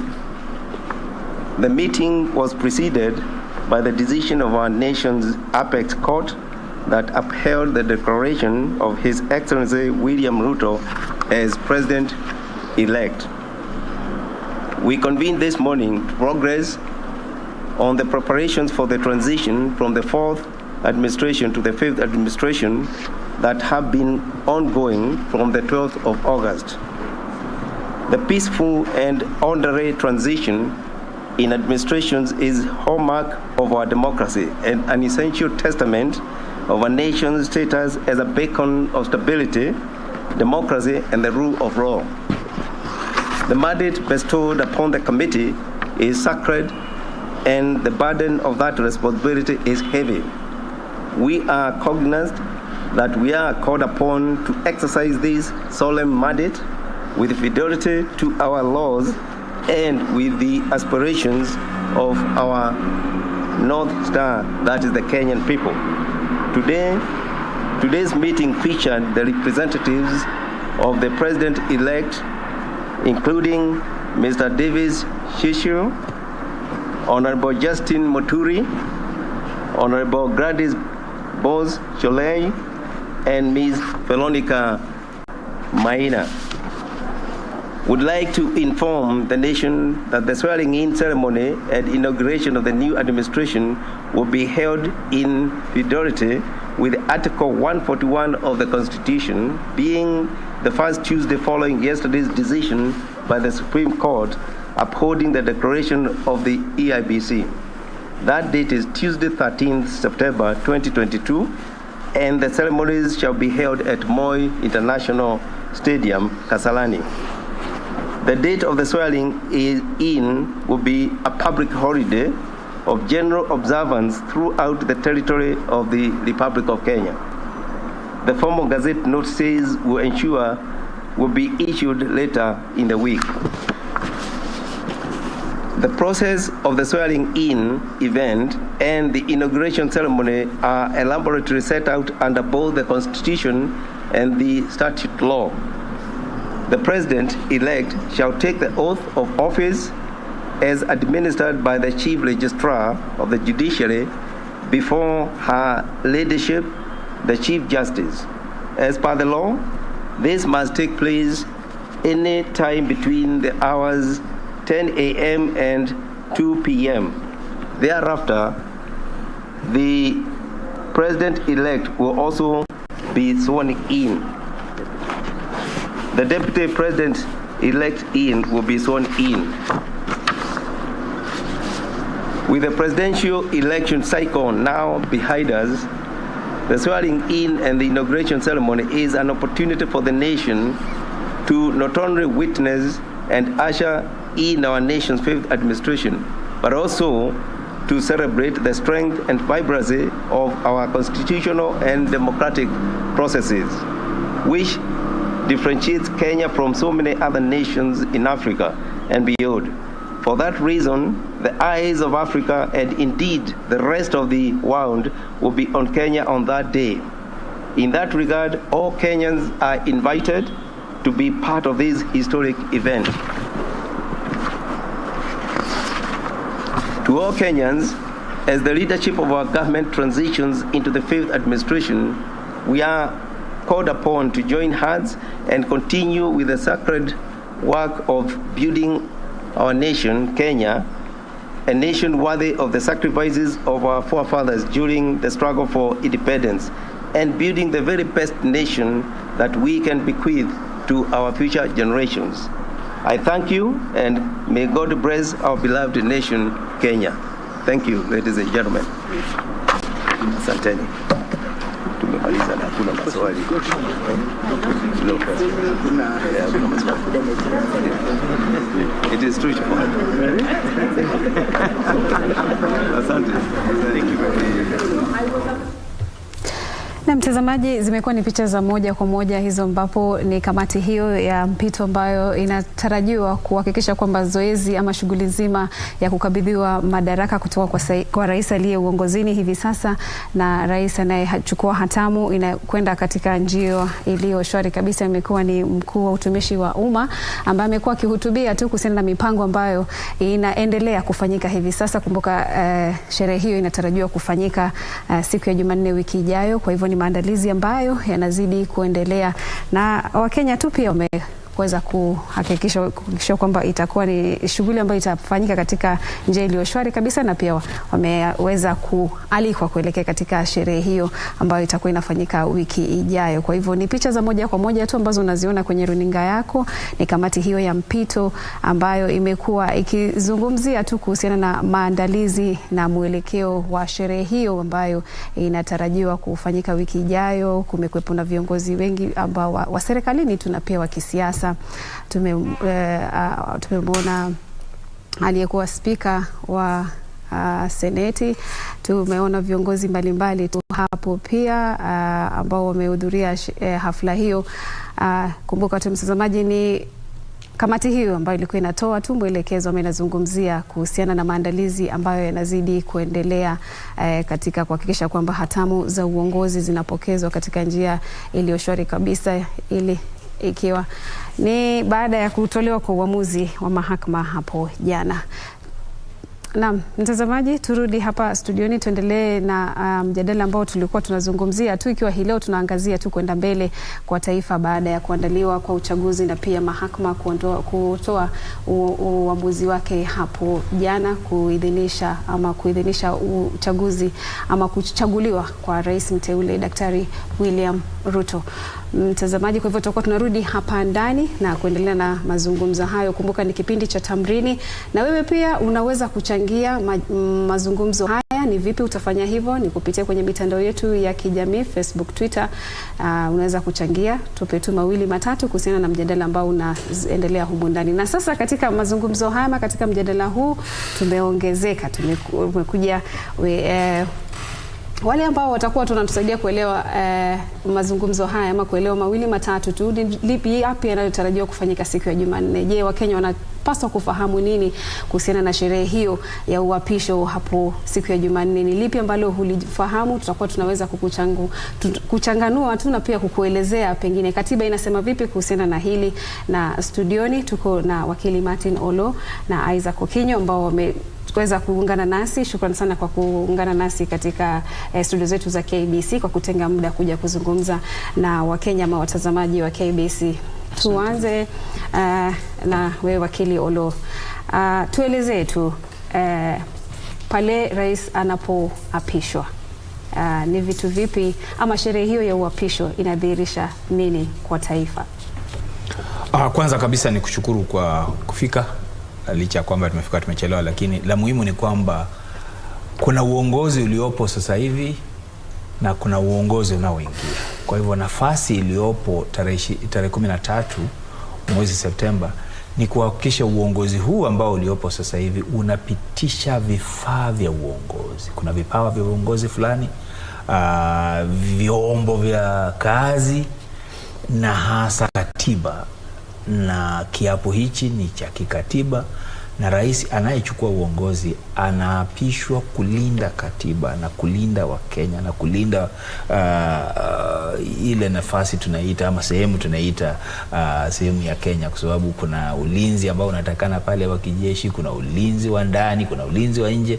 Kwa hivyo ni ishara kubwa sana kwamba jukumu la ulinzi wa taifa, jukumu la uendeshaji kazi na utendaji kazi wa kitaifa na uwajibikaji, majukumu hayo yanatoka kwenye mikono ya uongozi uliopo sasa, yanapitishwa kwa uongozi unaokuja. Kwa hivyo ni jambo la maana sana, kitu ambacho ni lazima ukichukulie kwa hali ambayo inatakikana ichukuliwe na ilifanyike kwa utaratibu unaofaa na kwa itifaki zinazofaa. Kwa hivyo ni kazi kubwa iliyopo pale, bila shaka kuhakikisha kwamba uongozi unatoka kwa Rais Uhuru unaenda kwake rais mteule William Ruto. Umetaja katiba ni miongoni mwa vitu ambavyo anapewa. Pengine tutajie tuna nini chengine anachopewa na inadhihirisha nini wakati anapopokezwa ile katiba na kile chengine ambacho anapewa? Kuna kitu atapewa, kwa mfano kuna ile sword, kuna ile ishara ya kwamba kuna haja ya kulinda taifa. Kwa hivyo anapopewa najaribu kutafuta neno la Kiswahili kwa sword, lakini upanga. Kuna ule upanga ambao atapewa, na upanga huo unadhihirisha kwamba yuko tayari kupambana, kulinda na ikiwezekana kutumia silaha hiyo hivi kwamba nchi hii iwe na amani. Na kuna kingine ambacho hatapewa, kuna kingine atapewa, kingine hatapewa. Kuna bendera atakayopewa ya taifa. Na kuna bendera atakayokuwa ameichagua yeye mwenyewe kama rais. Kuna kala zake atazichagua, kwa hivyo utendaji kazi wake atakuwa na bendera fulani. Kwa hivyo kila rais anakuja na bendera yake. Kwa hivyo utaona kwamba atakuwa gari yake na bendera moja ya kitaifa na bendera nyingine ya urais ambayo kwa atakuwa amechagua ni kala zipi atakuwa nazo na rangi gani atakuwa nazo, na bila shaka atakuwa ananuia nini. Nataka kufikiria tu kwamba huenda akawa na rangi ya kijano, yani yellow pale, na huenda akasema, kumbuka Uhuru alikuwa ni white, alikuwa na rangi nyeupe. Kwa hivyo yeye pia anaweza kuchagua. Nafikiri kama ingekuwa ni baba, labda tungeona rangi ya blue mahali, kwa sababu nasema taifa linaenda blue ama taifa linaenda kwenye yellow. Kwa hivyo hizo rangi za bendera ile ambayo itakuwa ni anachagua mwenyewe, ni jukumu lake mwenyewe, lakini haina ni chaguo lake. Ni mwenzangu anataka kuchangia. Ni kama ule msingi ile kwa kizungu inaitwa traditions. Manake ukipata rais wa kwanza alikuwa na yake, Daniel Moi akakuwa na yake ambayo ilikuwa ni rangi ya manjano, yani green. Naam. Rais Kibaki akakuwa na ya nyeupe. Then rais anayeondoka yake ni rangi ya blue. Sasa utapata ni huo, kuna ile kama tradition yenye imekuwa ikifanyika. Ni kama ni kila mmoja anakuja na ninio yake, rangi yake kama wanavyosema, na ni marais wote wale wakiwa mahali kokote kwa rais, utaona kwa kuna bendera ya nchi na kuna bendera na ile rangi ya na mbali na wakili alivyosema, kutakuwa na sherehe mbali ya kuapishwa pia kama kuchukua hatamu za uongozi. Jeshi pia litafanya sherehe yake pale ya kumpa ile bendera ambao ni kama kusignify au kuonesha kwa sasa wana amri jeshi mwingine ambaye anachukua mamlaka. Pia ni symbolic, lakini pia ni jambo ambalo litafanyika. Shukrani sana kwa hilo. Nikuja kwako Mr. Bwana Ukinyo, wakili Ukinyo. Sherehe hii kikatiba, rais anayeondoka ni lazima awe katika sherehe hiyo ya kupokeza madaraka, ni lazima au si lazima? Ukiangalia ile sheria ya Assumption of Presidency Act, ni kuna sehemu ambayo inasema rais atampatia yule yuko, atampatia huyu mwingine ile sword ama upanga, vile mwenzangu alivyosema. Sasa ni mushkil kidogo, lakini kivyangu ni ule rais anaondoka ni lazima awe, manake kuna sheria pale ambayo hii Office of Assumption, the Office of the President Assumption Act, ile kitu ambayo tumeona kina mkuu utumishi wa umma amekuwa akifanya, wanafanya kulingana na hiyo sheria ambayo ipo. Kumbuka kabla ya katiba mpya mwaka 2010 hakukuwa na mpangilio kama huo. Ulipata mwaka wa 2007 maneno yalifanyika, rais alijiapisha State House pale usiku. Mwaka 2002 wakati Kibaki alikuwa anachukua hatamu za uongozi kutoka kwa Daniel Moi, kulikuwa na mushkil pale Uhuru Park, vitu havikufanyika vile vinavyotakikana, ndio kwa maana hili sheria likaletwa. Naam. Shukrani sana Bwana Ukinyo kwa hilo. Nirudi kwako wakili Olo. Kwenda mbele, rais atakaye apishwa kutakuwa na wale ambao walikuwa wanampiga jeki ama wanamuunga mkono katika vitu tu mbalimbali kuhakikisha kwamba kampeni yake imekwenda sambamba na pia uchaguzi kuchaguliwa na mpaka ametawazwa kuwa mshindi. Kutakuwa na matarajio mengi tu. Je, unadhani katika siku za kusonga mbele hili pengine kwa rais huyu ambaye anatarajiwa kuapishwa anaweza kulishughulikia vipi kuhakikisha kwamba hakutokuwa na wale ambao watahisi hatujashughulikiwa vizuri na pia wale ambao watahisi kwamba tumeangaliwa vizuri, kwenda mbele tu pengine matarajio? Bila shaka kinachofanyika hapa ni hichi, na nataka kupeana mfano. Unapokimbia mbio, wewe ni mkimbiaji, kuna vitu vingi vinaweza kusaidia.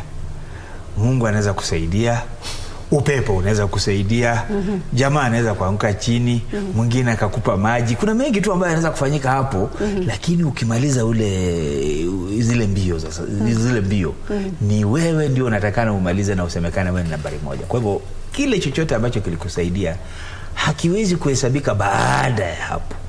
Ina maana ya kwamba baada ya kuteuliwa kama rais, kuchaguliwa kama rais, unakuwa rais, ndio watu wanaweza kuwa wamekusaidia, lakini jukumu la kwanza ni wewe kujua kwamba unawajibika kama mtu binafsi. Hapo sasa ndio kazi inaanza. Unaanza kusema kwamba ni lazima utoe mwongozo, utoe baadhi ya maamuzi, na utoe ukiwajibika, ukijua kwamba Wakenya walikupatia wewe kiti. Lakini sasa kuna wengi ambao watasema bwana wewe sisi ndio tumekufikisha pale, na tunataka hichi na tunataka hicho. ndio mara nyingi unaona ya kwamba lazima kiongozi aweze kuwa na kamati ambayo inamsimamia na pia inajaribu kuangazia mambo ambayo wengi matarajio yapo. Matarajio haya lazima yaweze kusimamiwa. Na kuna kile unachosema kwa Kiingereza IOU, kuna zile ahadi unapeana pia wakati wewe kwa akili ya kwamba unazitimiza. Usipozitimiza utakuwa na mengi tu pale. Kuna wengi wanatarajia, kwa mfano umeona pale wamewekwa katika assumption of office, labda pia wako katika kamati ya mipango ambayo inaendelea, wanatarajia kwamba nao watakuwa mezani. Wengine wanatarajia kuwa mawaziri, wengine wanatarajia kuwa makatibu, wengine wanataka kuwa maspika wa mabunge, na kwa hiyo kuna matarajio mengi. Shida ya kiongozi anapochaguliwa ni kuweza kusimamia ama kuweza kuhakikisha kwamba ametumia ustadi wake kuhakikisha kwamba matarajio haya yote yanaweza kupunguzwa ama yanaweza kuhakikisha kwamba yamefanywa kazi. Kwa hivyo kazi ipo, la muhimu ni kwamba kuna viti tu fulani ambavyo vinaweza kupewa mawaziri, na pia kuna nchi ambayo ni lazima huyu kiongozi aangazie. Ndio unaweza kuwa umesaidiwa na watu wako wengi, lakini huwezi kuwabeba wote. Kuna Wakenya wengine Northeastern, kuna Wakenya wengine Pwani, kuna Wakenya wengine Nairobi, na wengine Kisumu, na wengine. Unapotengeneza serikali kama kiongozi inabidi uangalie Kenya nzima. Jambo ngumu, sio rahisi, lakini lazima aangazie. Kwa hivyo natarajia kwamba Rais Ruto atakaporejea kwenye faraga pale na atakapokaa anakaa na yeye mwenyewe, aitishe kikao chake mwenyewe binafsi na mkutano, ni lazima ajue kwamba ni yeye rais na kila mtu anamwangazia. Waliomuunga mkono na wale hawakumuunga mkono, wote wana matarajio fulani ambayo ni lazima yatekeleze. Kumbuka ya kwamba katika kura kama hasa hizi zimeisha, kati ya watu milioni 22 ni milioni 14 tu walikuja kupiga kura. Kuna wengi tu ambao walikaa kando, zaidi ya milioni 8, na ambao walikuja milioni karibu 7 walimpigia Raila. Yeye alipigiwa na milioni 7 wengine. Kwa hivyo ni lazima aelewe kwamba katika kuhamasisha nchi ni lazima aangazie hawa watu wote, na wanasema Waswahili kwamba mtego wa panya ushika waliomo na wasiokuwemo. Kwa hivyo lazima ajue kwamba na wasiokuwemo wana haki zao. Kweli. Ni matarajio mengi tu ambayo yatakuwa yanaangaziwa ama wengi watakuwa wanataka yatimizwe. Bwana Salim, turudi kwako kuhusiana na swala. Kulikuwa na ahadi ile wanasema manifesto nyingi tu, ilikuwa ni wakulima walikuwa wameahidiwa kwamba mbolea itaweza kushukishwa chini.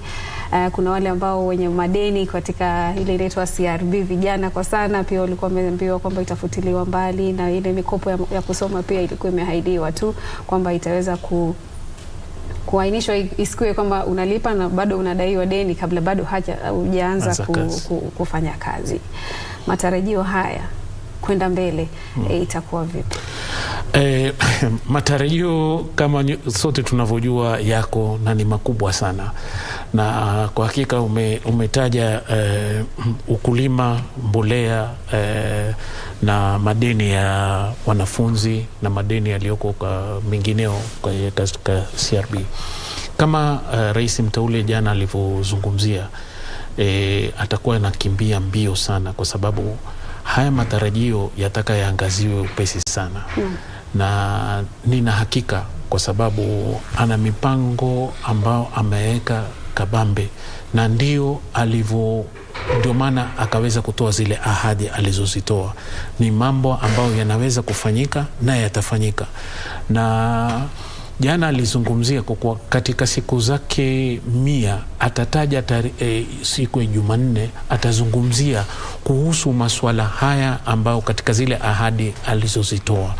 Na mimi sina shaka kwa kuwa hizi ahadi aliowapa wakulima, na hususan alitaja Hustler Fund ambao watu tayari wanamtumia ma SMS kumuuliza itaanza lini.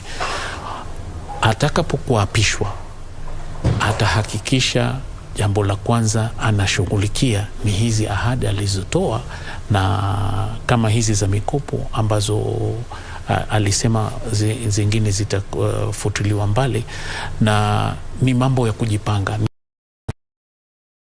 na ni vipi watatizama kuhakikisha kwa bei ya mbolea imeteremshwa chini kama vile alivyoahidi, na hilo ni jambo na hakika litatimizwa. Bwana Okenyo, pengine tu mtazamo wako kwa hilo. Matarajio haya yapo tu katika siku 100. Nadhani Wakenya wataweza kuridhishwa katika kipindi hicho. Jambo kubwa baada ya rais wa awamu ya 5 kuapishwa, kazi kubwa itakuwa kwa asasi ya serikali. Kuna pale bunge, kuna mahakama. Haya ndio ambayo, manake rais ni binadamu kama mimi na wewe. Naweza kosea mali, naweza kosa kufanya vitu inavyohitajika. Sasa utapata pale kuna bunge, kuna pia sisi wananchi. Sasa bunge pale ndio sheria upitishwa. Asema atafanya kitu kama Hustlers Fund, hiyo ya bilioni 1. Haizitoa hiyo pesa bila kupitia kwenye bunge. Ni bunge ndio litamsaidia. Sasa na bunge pia wananchi wanaweza kupitia wabunge wao. Waende pale bunge waseme, watu wangu waliahidiwa hii na hii na hii. Hii Hustlers Fund inakuja lini? Waziri wa fedha, njoo hapa utuambie hii Hustlers Fund tunaanza kuipata lini? Sasa kazi kubwa sana iko kwa haya asasi ya serikali kama bunge na mahakama. Mahakama itakuja pale ambapo tuseme kuna tashwishi mahali, kama vile uliuliza mwalimu hapa maneno ya ajira. Unajua katiba yasema kwamba ajira yoyote lazima ionyeshe ile uwazi wa Ukenya. Huwezi chukua watu kama 3 kutoka sehemu moja uweke kwa department moja. Pale mtu anaenda mahakama ya juu na apate mwelekeo kwamba haya kazi ambayo hawa wamepewa haistahili kufanywa hivyo. Hawastahili watu wenye wametoka eneo moja, sehemu moja wawekwe wengi kwa idara moja. Sasa kazi kubwa sana ni kwetu sisi wote. Tusimwache tu vile alisema ni Hustlers Fund, alisema vitu vingi, alisema mpaka hiyo mbolea itarudi hadi 2,500. Kutakuwa na waziri pale wa ukulima. Huyo ndio sasa kupitia kwa rais, huyo ndio sasa atakuwa na kazi. Mkenya unaweza enda umwambie ni hivi, waziri ulisema hivi. Wabunge pia nayo wamuite pale waseme mbolea Hustler alitupromise mbolea itakuwa 2,000. Nini yafanyika? Waziri wa fedha, hii pesa ya mbolea ushatoa? Naam. Wakili, waliotusalia hapo tuka katika kutimiza matarajio ama yale manifesto. Mbolea kushukishwa chini, Hustlers Fund kutengwa. Je, ilivyo kwa sasa hivi taifa linaweza kumudu hilo kiuchumi? Kwanza kabisa tuulize, kuna matarajio hii serikali itakuwa kweli ya mtu wa kawaida, hustler, mtu holoipolei, wanaweza kuingia katika ikulu wakati wote wanapotaka, waingie kwa ofisi wakati wote? Hilo ni jambo la maana sana. Kuna wengi wanatarajia kwamba hii serikali itakuwa na uwazi bwana, ukitaka chochote unaingia pale, unauliza, unapewa. Hasa hustler Fund. Lakini naamini kwamba kuna asasi za kuhakikisha kwamba kunakuwa na uwazi. Kumbuka kwamba wamesema ni serikali ya mtu wa kawaida, kwa sababu tumetoka mahali tunasema tutaki serikali ya watu wakubwa ya dynasty. So kwa hivyo, lakini hata sidhani kama unaweza toka tu ukapita ukaenda katika ikulu. Sasa lazima kuwe na utaratibu. Zainab, haimaanishi hivyo mwalimu anavyosema, kwa kuwa hata kama ni hatutaki dynasty, ni serikali ambayo itakuwa ni serikali ya wananchi. Na ikiwa ni serikali ya wananchi, zile asasi na zile nidhamu zilizoko bunge kupitia taasisi fulani, sio watu watakwenda kiholela ati sasa ndio wanaingia State House tunataka hivi. La, utakuwa na utaratibu waweze kufikia serikali yao. Lakini la muhimu kwamba kuna baadhi ya matarajio. Mimi pia binafsi na matarajio, niliambiwa kwamba nitakuwa na hela mfukoni. Mimi naangazia hilo swali, naomba kuona hizo hela zitaingiaje mfukoni mwangu. Kuna mengi tu kuhusu unga, kuna mengi kuhusu gharama ya maisha. Tunaahidiwa kwamba tutaona ikirudi chini. Na kuna wengi ambao wana matarajio kwamba hii serikali itawapa nafasi nyingi za ajira, lakini la mno na nafasi za kufanya biashara na mambo mengine kama hayo. Kwa hivyo kuna matarajio makubwa. Ni kusema tu ya kwamba kuahidi ni jambo moja, kutekeleza ni lingine, lakini itategemea nia na njia. Wanasema panapo nia hapana njia. Iwapo kuna nia papatikane njia. Lakini iwapo nia itaisha, basi njia pia itapotea. Zainab, kuchangia kidogo haya matekelezi au kutekelezwa kwa hizi ahadi, ni vipi serikali itakavyofanya kazi? Ikiwa serikali itafanya kazi kwa njia sawa na kupeleka yale matarajio na ahadi walizozitoa katika bunge, hususan haya tu yaloahidiwa kama mbolea kuteremka bei, Hustlers Fund, nina hakika kuna njia ambayo mwanzo itapita kwenye bunge ihakikishwe kwa iko chini ya sheria, kwa sababu hata hiyo Hustler Fund haipeana ikiwa sheria haikupita katika bunge. Exchequer haitaweza kutoa pesa ikiwa haikupita pale bunge. Kwa hiyo jambo la kwanza ambalo rais mteule atafanya ni kuhakikisha kwa kuwa mswada umekwenda bunge kutengeneza Hustler Fund na kutengeza njia ya namna gani mbolea itateremka chini. La muhimu ni kukua ni vipi serikali itakavyoendeshwa. Tutaiendesha serikali kimabavu au tutaendesha serikali vile ambayo inatakikana kuleta miswada bunge ya pitu. Na tuna bahati bunge la safari hii, kama mkizitizama numbers utaona 162 kwa 159. Na kwa hivyo ni bunge ambalo wazungu watalita ni karibu hanged, liko karibu sana katika hususan najua katika watu wengine watasema tayari rais mteule ameanza kuwavutia. Sasa hilo ndio lilikuwa linakuja swali nitakuachia swali hilo hapo tuzungumze na wakili wa Kenya. Bunge litakuwa lina mchango mkubwa katika kuhakikisha kwamba vingi tu vilivyoahidiwa vinaweza kutekelezwa ama havitotekelezwa. Katika baada ya tume ya IBC kumtangaza kwa Maendeleo mshindi rais mteule Bwana William Ruto, tumeona kuna watu ambao wamekuja wakiwa kija upande wake wa bunge. Sasa hili litaweza kuathiri vipi katika kuhakikisha kwamba pengine kuna vitu ambavyo vinapingwa na kuna vitu ambavyo vinaidhinishwa bungeni? Wajua, kwa mwono wangu ni kwamba pale bungeni zaidi ya miaka 10 baada ya kupitisha katiba hatulipati lile jambo sawa. Kitambo baada ya katiba mpya kulikuwa na wale wabunge wa serikali na wale wabunge wa upinzani. Sasa kuna wale ambao ni wengi bungeni na wale ambao ni wachache bungeni.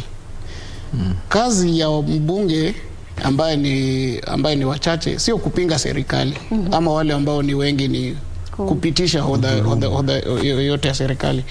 Bunge wako pale 349 wote kuchangia mswada.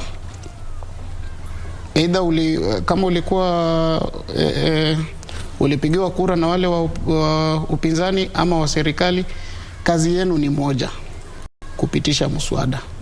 Si kama kitambo ambapo kazi ya upinzani ilikuwa ile serikali ikileta mswada au ndio wanapiga serikali asasi. Ile mswada inakuja, kazi sasa ni ya wapinzani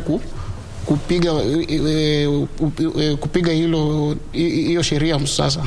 Ni wabunge wote, ni jukumu la wabunge wote.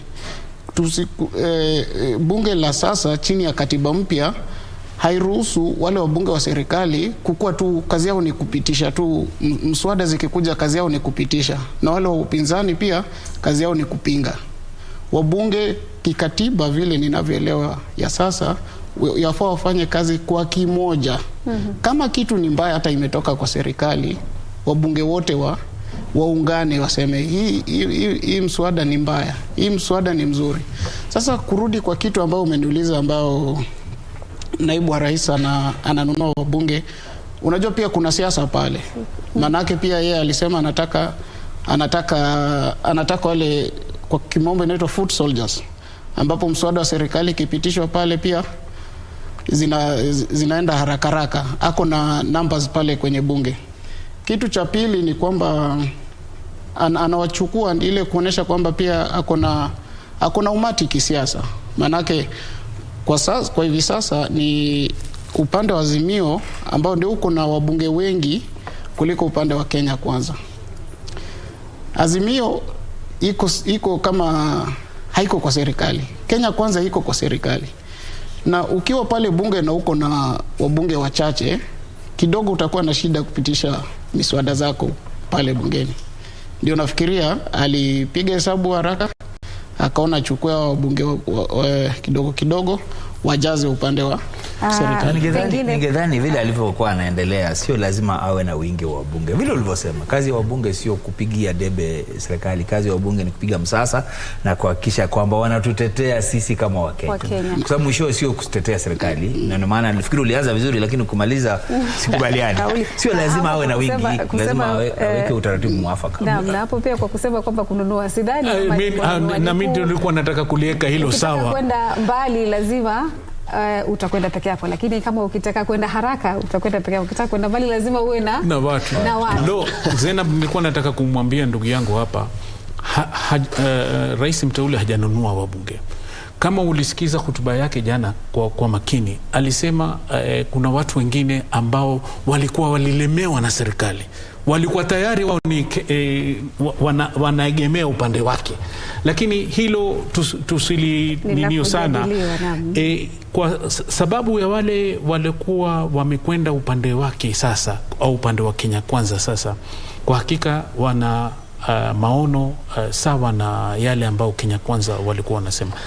La muhimu ni kama ndugu zangu walivyosema, ikwa bunge ikiwa liko pale latakaniwa kisheria watetee mtu yote kama ni mswada mbaya wasimamie uzuri. Kama tuchukue mfano bunge hili ambalo lililopita, kitu ambacho walishindwa kufanya ni kumudu madeni yale serikali wanachukua. Wangelikuwa wanasema hapa serikali mumetukosea na mumetukosea raia wote wa Kenya, kwa kuwa madeni yale yalikuwa ni ya juu sana. Kwa hivyo kama walivyozungumzia wabunge, tunawatarajia wakiwako pale, jambo ambalo litawadhuru wa Kenya wasimame wote kwa pamoja, waseme hapa hili linadhuru na serikali irekebishe, ifanye hivi ambalo litawafaidi wananchi wetu. Je, hilo litafanyika? Tutasubiri tuone tu, maana sote tutakuwa humo nchini. Wakili Olo, hapo kwa miradi kwamba deni la taifa lilizidi likaongezeka. Katika kampeni pale awali, naibu wa rais na pia mwandani wake ambaye wameingia naye katika, ambaye ni mkuu wa chama cha ANC Bwana Msalim, walikuwa wakipiga baadhi ya miradi mikuu tu, wakisema kwamba ndio inayozidi kuchangia kuzidi kuongezeka kwa deni la taifa. Lakini katika siku za hivi majuzi na hata hapo jana, rais mteule alisema kwamba atakuwa anaendeleza miradi ambayo ilikuwa imeanzishwa na mtangulizi wake Rais Uhuru Kenyatta. Je, hili linakwenda vipi? Ndio ukweli wa mambo. Kuna kampeni upande na kuna ukweli upande mwingine. Ukweli ni kwamba tayari serikali hii ina mikakati, ina mipango, ina baadhi ya miradi ambayo tayari kama ni mikopo ishakuliwa na ni lazima mikopo ilipwe. Serikali moja inapoondoka na nyingine inapokuja ni lazima ulipe mikopo ya serikali ile nyingine. Kama kuna ruzuku ambayo inatumika lazima itumike jinsi ilivyokusudiwa. Kwa hivyo kuna ukweli wa mambo na kuna ukweli wa kampeni. Sasa tumetoka kwenye kampeni, tuko kwa ukweli wa mambo. Kuna kitu ambacho tumesema hapa na pia ndugu yangu Salim amesema, huwezi kulaumu serikali ya Uhuru Kenyatta eti kwa sababu imeongezea madeni. Rejea kwenye bunge, ni bunge ndilo linalopitisha bajeti, linatengeneza bajeti na linapitisha bajeti. Appropriation committee ya bunge ndio kazi ya bunge. Ni bunge pia ndio inaweka kiwango cha mkopo ule ambao unaweza kuchukuliwa. Kwa hivyo usilaumu executive, uliza legislation, uliza wanabunge kwamba wakati mnapopitisha sheria hii, wakati mnapokagua matumizi ya serikali, ni nini mnaangazia? Sio siku zile ambazo waziri wa fedha alikuwa anafanya bajeti anaipitishia tu bunge. Sasa ni bunge linafanya hiyo kazi pamoja na waziri wa fedha kulingana na sera iliyowekwa kwa pamoja. Bajeti ni ya bunge, sio ya serikali tena. Nafikiri hukunielewa hapo, na mimi nilizungumzia bunge. Nilisema kwa wabunge wangelikuwa wamesema kwa hapa serikali inaenda vibaya, basi ama wangelipinga na wasitoe uamuzi, wasitoe. Ndio maana tulisema kazi ya bunge sio kwenda tu kupitisha miswada kwa sababu imeletwa na serikali. Wala kwa mfano kesho kutakuwa na mswada wa kupitisha katiba. Kazi ya wabunge sio kupitisha tu. Kazi ya bunge ni kulinda katiba. Na iwapo watapitisha kitu ambacho kitakuwa kinyume cha katiba, kama vile walivyofanya kwenye BBI, kumbuka kwamba Mkenya wa kawaida ataenda mahakamani na mahakama huenda ikasema hili haliambatani na katiba. Kwa hivyo kuna kazi kubwa. Kile ningependa kusema ni kwamba tumetoka kwenye kampeni. Sasa tunaunda serikali. Katika kuunda serikali lazima tuweze kuwajibika. Kuna madeni tuko nayo, lazima tulipe. Kuna interest ambazo iko na madeni haya hapo, na lazima tulipe.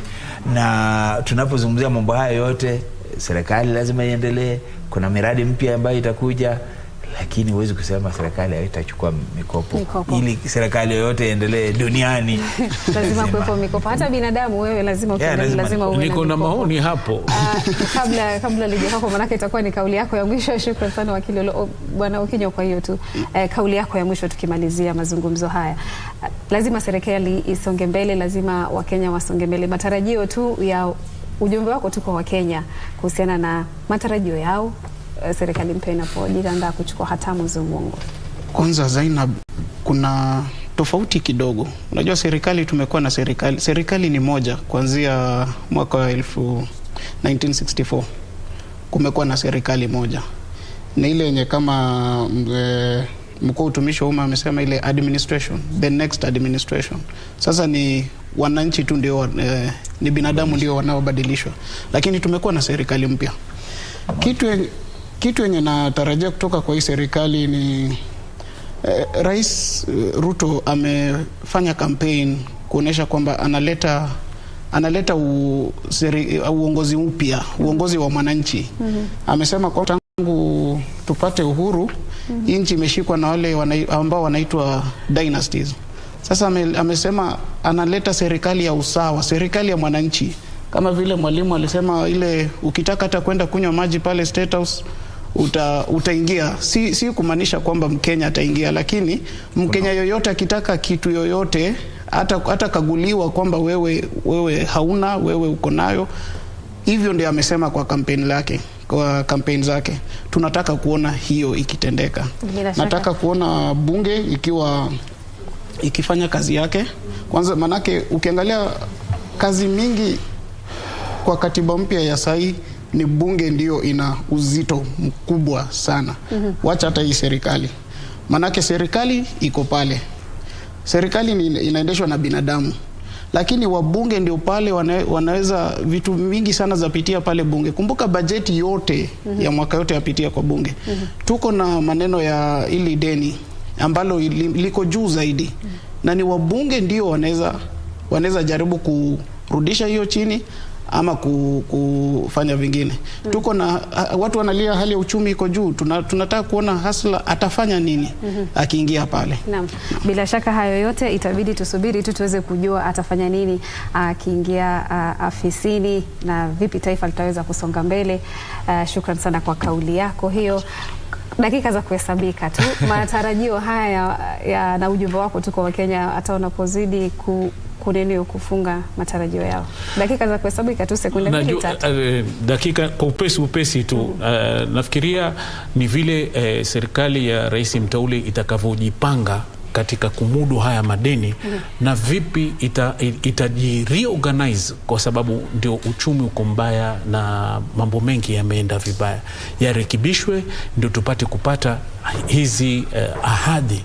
Japokuwa ndugu yangu alisema kampeni ni mambo mengine na kutimiza mambo mengine, lakini naamini kwa kuwa yaweza kutimizwa ikiwa watajipanga kisawa, na watatumia bunge kwa kuleta yale miswada ambayo yatahudumia wananchi wetu, na tuhakikishe mwalimu amepata pesa mfukoni na matarajio mengine. Asante sana. Na bila shaka kupata pesa mfukoni ni matarajio ya wengi tu, sio mwalimu wakili Olo peke yake. Pia mimi ningetarajia kupata pesa mfukoni. Shukrani sana mtazamaji. Amekuwa ni mazungumzo ya tamriri, ambapo hilo tulikuwa tunaangazia tu kwenda mbele baada ya uchaguzi. Ni yapi ambayo tunatarajia na ni yapi ambayo matarajio wa Kenya yataweza kutimizwa vipi? Kauli zikiwa nyingi tu hapa, mzigo wote unasalia katika bunge kuhakikisha kwamba mambo yanakwenda katika mstari shwari ama yanaweza kutekelezwa kikamilifu. Mimi ni Zainab Saib, nasema kwa niaba ya wageni wangu wote waliokuwa hapa ndani hii leo, tunasema shukrani sana kwa muda wako. Mola akiridhia tutakutana tena hewani wakati mwingine. Wasalamu.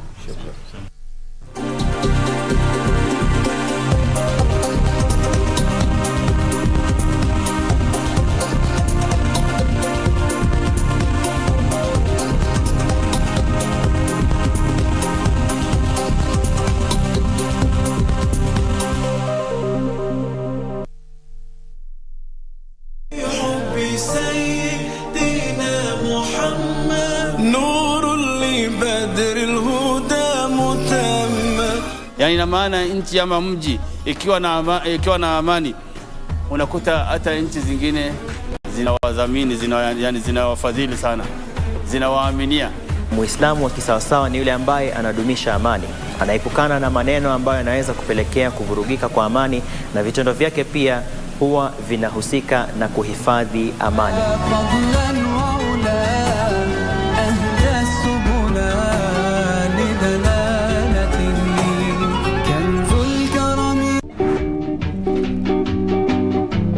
Ukiniangalia mimi ni mtu kununua second hand.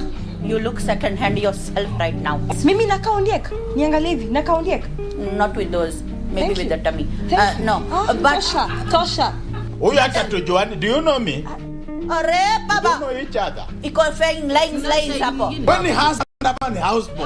Houseboy. Nini wewe ila kusumbua? Wako ha? Yes. Jambo. Fine, thank you. Oh my God. No. Let me talk the truth and accept the devil, please. Please. Babyface. Yeah. Oh my God. Yes. Babyface. Yeah. Ulionaje kazi yangu? Skills zangu za uzaji zikoaje? You are excellent. Wewe mzee. Hatuko hapa mchezo. Ni kweli hata nani. Sasa ukisha si uongee vile unaongea. Ni kweli.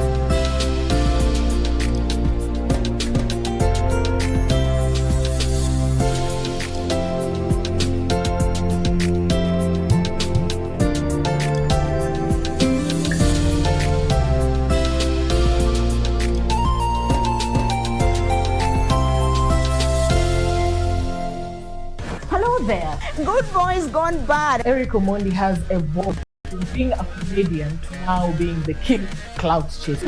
How does a gospel artist make money? Jaguar wept again. Anaweza kuwa celeb, anaweza kuwa na followers, but it's a time for artists to make bank. How is your relationship with Zari, considering that she dates young? These are accessories. They do not make... Slap the guy. Yo, what's up? My name is Ted Josiah. Oh, mashallah. You sing about serious issues, it will not trend. If you sing about Abiambosi. No. Bahati hata kuwa na machozi. Willy Paul ndio alikuwa anatoa machozi. For your beat these boys with stones. Let's all be logic. Yesu ashukangi chini analeta pesa. Musicians are missing the point. Do we sip water? You are watching Pop Culture with Adhiambo with a Y.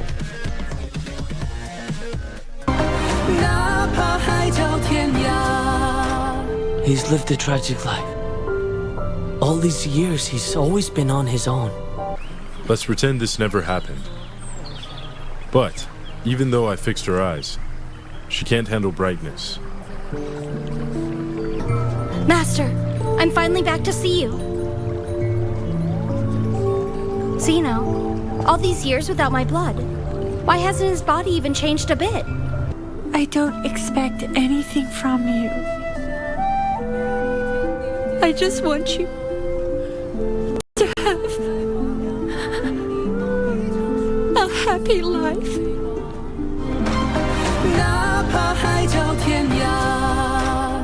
Kupata Zaburi 18 mstari wa pili, dial *811 *817#.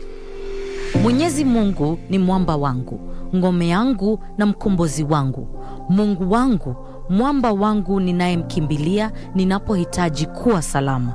Zaburi 18 mstari wa pili. Zaburi 18 mstari wa pili, dial *811 *817#. *811 *817#.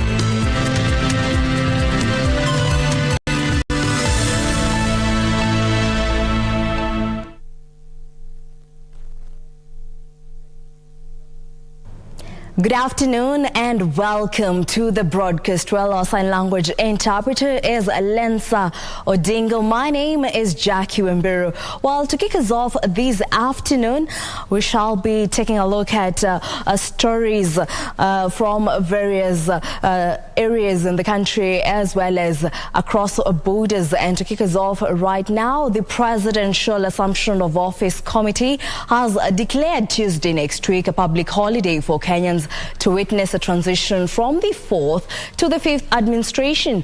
The committee that met Tuesday under the leadership of Head of Public Service, who is also the committee's chairperson, Joseph Kenywa, has now incorporated Davis Chirchir, Justin Muturi, Gladys Boschole and Veronica Maina, who have been appointed by the President-elect William Ruto.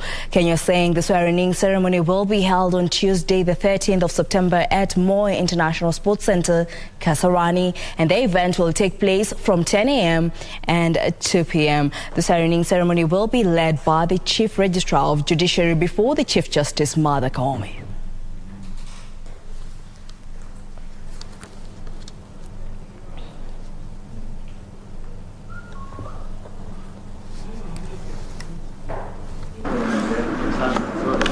I think we can begin.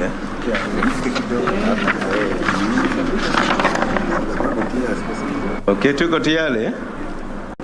Yeah, ladies and gentlemen of the press, fellow Kenyans, in keeping with President Kenyatta's firm commitment to facilitate a smooth transition to the incoming administration, as announced yesterday, I'm pleased to notify the nation that I have this morning chaired a meeting of the Assumption of the Office of the President Committee. The meeting was preceded by the decision of our nation's apex court that upheld the declaration of His Excellency William Ruto as President-elect. We convened this morning to progress on the preparations for the transition from the 4th administration to the 5th administration that have been ongoing from the 12th of August. The peaceful and orderly transition in administrations is hallmark of our democracy and an essential testament of a nation's status as a beacon of stability, democracy, and the rule of law. The mandate bestowed upon the committee is sacred, and the burden of that responsibility is heavy. We are cognizant that we are called upon to exercise this solemn mandate with fidelity to our laws and with the aspirations of our North Star, that is the Kenyan people. Today's meeting featured the representatives of the President-elect, including Mr. Davis Shishu, Honorable Justin Muturi, Honorable Gladys Bose Cholei, and Ms. Veronica Maina. Would like to inform the nation that the swearing-in ceremony and inauguration of the new administration will be held in fidelity with Article 141 of the Constitution, being the first Tuesday following yesterday's decision by the Supreme Court upholding the declaration of the EIBC. That date is Tuesday, 13th September 2022, and the ceremonies shall be held at Moi International Stadium, Kasarani. The date of the swearing-in will be a public holiday of general observance throughout the territory of the Republic of Kenya. The formal Gazette notices will be issued later in the week. The process of the swearing-in event and the inauguration ceremony are elaborately set out under both the Constitution and the statute law. The President-elect shall take the oath of office as administered by the Chief Registrar of the Judiciary before Her Ladyship, the Chief Justice. As per the law, this must take place any time between the hours 10 a.m. and 2 p.m. Thereafter, the President-elect will also be sworn in. The Deputy President-elect will be sworn in. With the presidential election cycle now behind us, the swearing-in and the inauguration ceremony is an opportunity for the nation to not only witness and usher in our nation's fifth administration, but also to celebrate the strength and vibrancy of our constitutional and democratic processes, which differentiates Kenya from so many other nations in Africa and beyond. For that reason, the eyes of Africa and indeed the rest of the world will be on Kenya on that day. In that regard, all Kenyans are invited to be part of this historic event. To all Kenyans, as the leadership of our government transitions into the fifth administration, we are called upon to join hands and continue with the sacred work of building our nation, Kenya, a nation worthy of the sacrifices of our forefathers during the struggle for independence, and building the very best nation that we can bequeath to our future generations. I thank you, and may God bless our beloved nation, Kenya. Thank you, ladies and gentlemen. Asanteni. And now in other news, Maendeleo Wanawake organization has congratulated President-elect William Ruto on his Supreme Court victory. Led by its chairperson Rehab Moyo, the organization urged him to embrace unity and work with all leaders.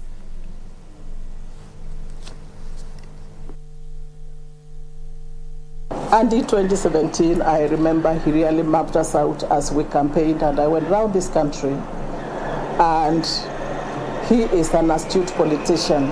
We must give this to him, that maybe this divorce kind of thing was meant to reach him where he finds himself. I think God has a lot of ways of taking you to a destination. That has been his way of getting to his destination. So, Your Excellency, President-elect Dr. William Samoei Ruto, we say congratulations. You have worked hard. You have gone around this country, and for Mama Rachel, you have been on your knees, and God has found it fit to give you this honor. So on behalf of the board, the patron, there's so many million members, we congratulate you, sir. So to you, sir, you are now the symbol of the unity in Kenya, the incoming President Ruto. What do we ask of you? Over 6 million 942, 193 members voted on the other side. It is my prayer and hope that you find it in your heart. We have seen a lot of prayers around you. You find it in your heart to embrace them. So it is important then to say that Maendeleo as an organization works with the government, and we said this 2 weeks ago of the day. Police in Kamulu, Nyeri sub-county are investigating a case where 2 young men were found dead along Kangunda Road between Kamulu and Joska Bridge. The two unidentified men had head and abdomen injuries as well as bruises on their legs. The two men are said to have conducted robbery in Mutalia area of Mutungulu sub-county in Machakos County and were escaping through Kagunda Road. Members of the public caught up with them near Athi River Bridge before Kamulu town and meted justice on them. Police collected the phones, money and other belongings at the scene, which may be helpful in conducting investigations. This comes at a time when crime has been on the rise in the area, with thieves, mostly youth, have been mugging people and escaping on motorcycles. Police promised to curb crime in the area. Ethelinda, reporting for Lunchtime News.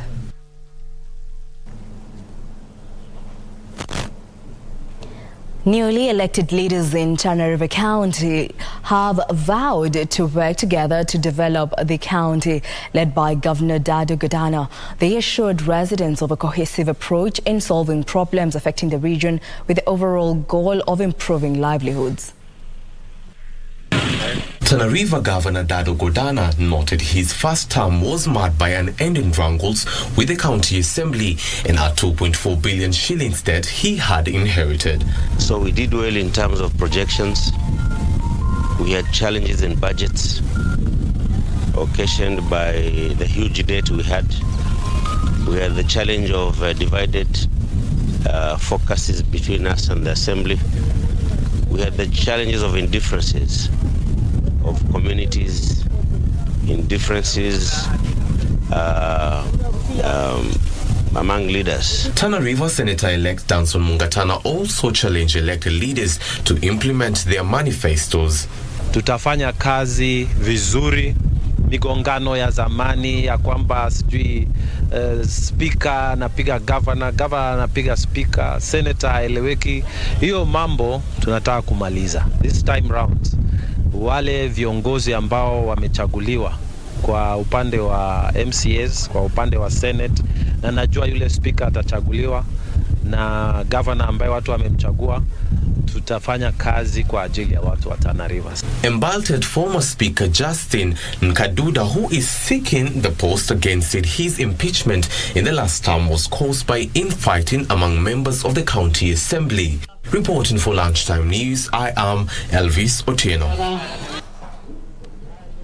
Kiambu Governor Kimani Wamatangi says he will only absorb employees from the previous county administration whose performance has been exemplary. Wamatangi regretted that half of the 7 billion shillings revenue potential of Kiambu County is lost to corruption, which he undertook to curb. Kiambu County boss Kimani Wamatangi says his administration will still loopholes in ensuring accountability on county revenues. According to Wamatangi, the county's recruitment exercise of employees will be guided by competency, previous delivery record, and merit. You have to be absolutely responsible. Ya kwamba wakati unaona bili imewekelewa kwenye meza yako ama umepatiwa quotation yoyote, you have to first ask yourself the question, if it was me, if it was your money you are using, would you pay for that item or that service at that cost? Go and look for a better deal. That's the way you are going to work, ladies and gentlemen. The county boss says ghost workers of the county government of Kiambu will not have space under his administration. Tuliambiwa ya kwamba we have the capacity 4 years to do 7 billion. Towards now we should be clocking 10 plus billion. We are only doing 3.1 billion, less than half. I will escort you home myself personally, and I will not even tweak an eye neither will I blink wakati tunafanya hiyo, because we must restore this county. Wamatangi spoke during a meeting with staff from the region's sub-counties, where he urged employees to execute their duties with responsibility and accountability. Unasikia timu mfanyikazi amekaa miezi 5 miezi 6 hajalipwa allowances zake. But do you know why those allowances are not paid? The reason why they are not paid is because our money is getting lost in other places. Ndio unaona magari, unasikia gari hiyo iko na bili 1800, hiyo iko na bili 1900, hiyo iko na hii na zimejaa kwa magarage. Asanteni sana. On their part, the staff asked the new county boss to ensure a conducive working environment. Irene Mchuma Odim, the Lunchtime News. Meanwhile, residents of Kibera have committed to maintain peace after the Supreme Court verdict yesterday and move on with their lives. The residents were engaged in several peace caravans while the Shining Hope for Communities movement on the importance of keeping the peace so that the community moves forward. Shofco Chief Executive Officer Kennedy Odede announced plans to continue engaging the country in more peace caravans, even as the residents said they accept the court's verdict and they're ready now for the new administration to come in and steer the country forward into economic development.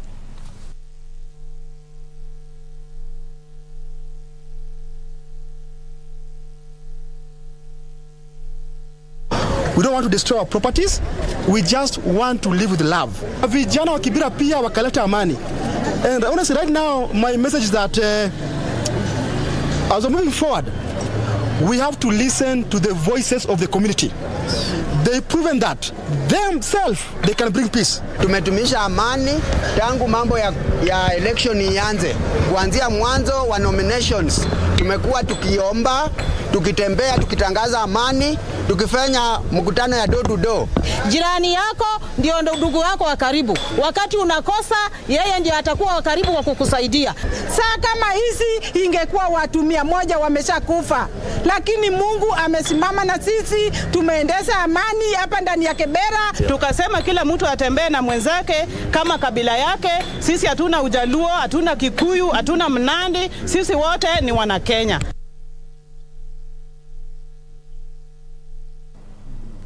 The upholding of William Ruto's win in the 2022 general election by the Supreme Court continues to be received with jubilation.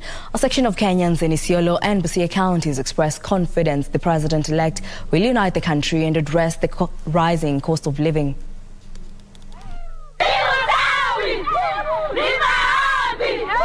Business in Isiolo County came to a standstill temporarily as hundreds of traders joined in celebrating Monday's verdict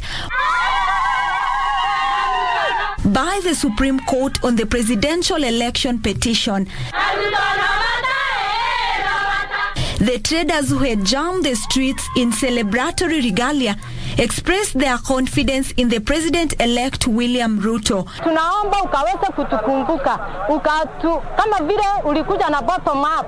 Wacha ikakuwa bottom up, ikatutoe chini, ikitupandisha juu. Tunajua mahali tutaenda tukiwa na wewe. Tafadhali kumbuka wamama wa Isiolo. Sisi tulikuja ukachukua ahadi kwa niaba ya wamama wengine wote. Wamama Isiolo tuko wengi na tunakupenda, usinyang'anywe na mtu. Isiolo ni nyumbani. Tunataka president wetu elect ambaye ni William Samoei Ruto akuje aanzishe hiyo bottom up na sisi wananchi wa kawaida tuweze kusaidika. And in Busia County, a section of residents expressed mixed reactions following the ruling.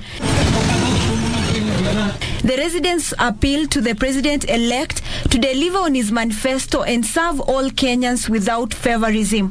Nimefurahi kwa sababu ni kijana mwenye amechukua kiti na tumefurahia na naona uongozi wake utakuwa uongozi wa haki. Sababu gani? Amekuwa vice na ametuongoza na president mwenye amekuwa. Usifanye kazi kwa mapendeleo ati hao wako nipigia kura, hao walinipigia kura. Fanya kazi kama fanyia Wakenya wote kazi. Sisi kama wananchi tuishi na amani kama ndugu na dada, kila mtu afanye kazi yake, jasho yako nitakusaidia, si ya mwanasiasa. Opicho Chemtai for Lunchtime News. Well, that report brings us to our first break here on Lunchtime News. Don't go too far. We'll be back with more news.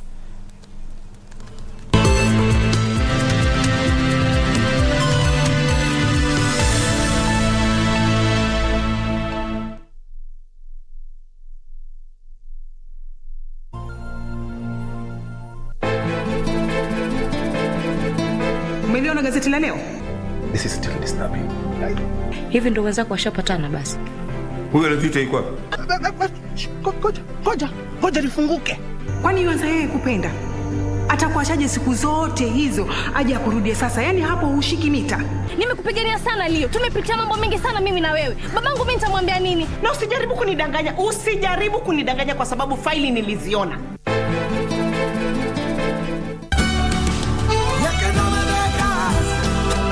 How do you find your grandmother? How much do you love her? Come on, you have to trust me. What's going on, Madam Warden? Please tell me, am I being set free now? I want to talk to her and hear from her what happened on the day my father died. But who really are you, Mother? The unfaithful woman who left me to run off with another man like what my dad had said? Don't start jumping to conclusions. But why not? Huh? No, I don't want to go back. I don't want to go back. I don't want to go back.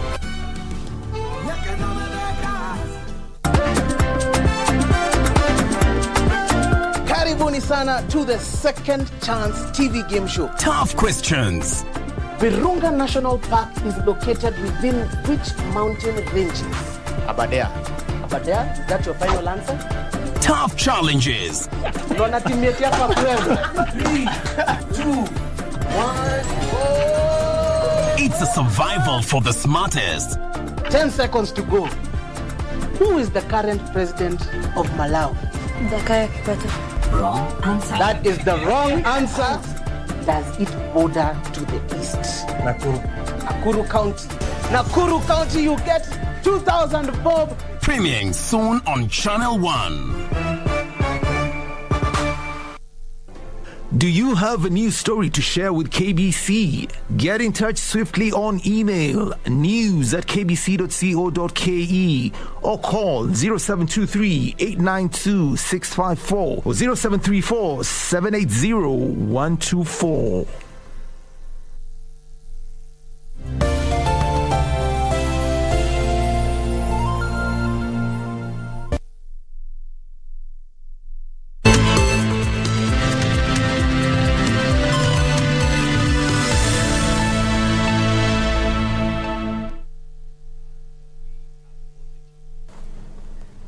Welcome back. Now, a section of the clergy in Nyeri County has urged President-elect William Ruto and his deputy Rigathi Gachagua to ensure the unity of all Kenyans after being sworn in, terming the duo's win as a great achievement for all communities in the country. The clergy urged the President-elect to work towards bringing together all the 47 counties. Led by Bishop Paul Wanjoy of the New Life Church, the evangelical churches in Nyeri County have termed the win by President-elect William Ruto and his deputy Rigathi Gachagua as a great achievement of the wholesome development of the country. As you embark on your new position, our sincere prayers and love remains with you, that God will grant you more favor and wisdom. Thanking Kenyans for remaining peaceful during the elections and for remaining tolerant even after the results were challenged to the Supreme Court, the clerics also termed the duo's victory as a win for the church. It is an open secret that you have partnered with the church previously. We trust that under your great leadership and guidance, you will bring together the country and take it to greater heights and achievement. At the same time, a section of the clergy in Kiambu County is expressing hope of inclusion in the next government. Speaking in Kiambaa constituency, Reverend Frederick Ngugi Mwangi said the church is looking forward to actualization of campaign manifestos. We made a memorandum with our President, William Ruto, and I'm assuring you, William Ruto does not lie. He is not a conman. He does not practice deceit. He is going to fulfill all what he promised. Andrew Kero for Lunchtime News. And now across borders, 35 civilians were killed and 37 wounded in Burkina Faso on Monday when the vehicle they were traveling in struck an improvised explosive device. The attack in Burkina Faso occurred in an area where Islamic militants have escalated attacks on villages, police and military outposts since 2015. The vehicle carrying supplies was in a convoy heading to the capital, Ouagadougou. The incident occurred between the northern towns of Djibo and Bozanga. Jihadist groups have recently carried out similar attacks on arterial roads leading to the northern capitals of Dori and Djibo. In early August, 15 soldiers died in a double explosion in the same area. And 2 Russian embassy staff in Afghan's capital Kabul were among 6 people killed when a suicide bomber detonated an explosive near the entrance of the embassy. The blast injured at least 10 others who were waiting for news about their visas. The Islamic State group claimed responsibility late Monday, saying a militant wearing an explosive belt blew up the embassy entrance. It was the latest in a series of bombings and other attacks since the Taliban seized power a year ago, deposing a Western-backed government and capping their 20-year insurgency. Elsewhere, outgoing United Kingdom Prime Minister Boris Johnson and his successor Liz Truss have travelled to Balmoral in Aberdeenshire to meet the Queen. Johnson is expected to offer his resignation to the Queen, who will appoint Truss as Prime Minister. Truss defeated Rishi Sunak in the Conservative Party's leadership elections. She will be the 3rd woman Prime Minister of the UK after Margaret Thatcher and Theresa May, all from her Conservative Party. For Lunchtime News, Esther Bodo.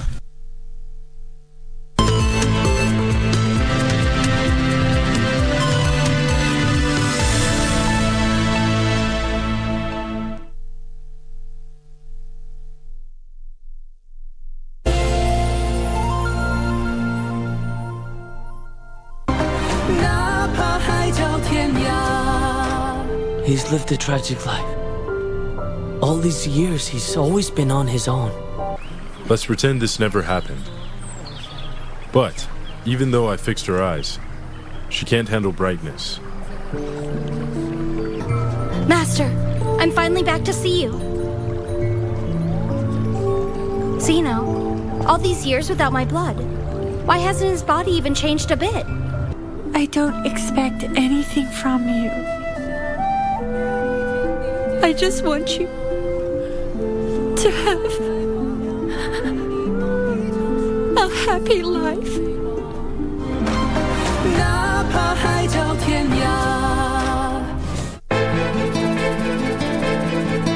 Umeliona gazeti la leo? This is still disturbing. Hivi ndo wenzako washapatana basi. Huyo alipita iko wapi? Ngoja lifunguke. Kwani yuanza yeye kupenda? Atakuachaje siku zote hizo aje akurudie sasa? Yaani hapo hushiki mita. Nimekupigania sana Leo. Tumepitia mambo mengi sana mimi na wewe. Babangu mimi nitamwambia nini? Na usijaribu kunidanganya. Usijaribu kunidanganya kwa sababu faili niliziona.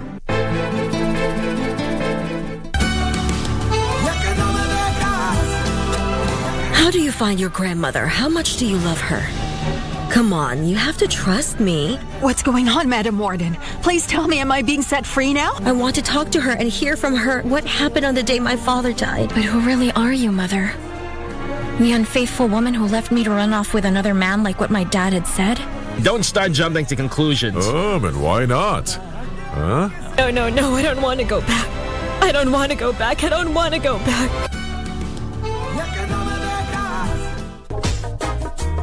Bringing the clock and the gun to come and shut the youth them heart. There's a red. When you all a look, they wanna see bread. I hear a next you dead. Whoa.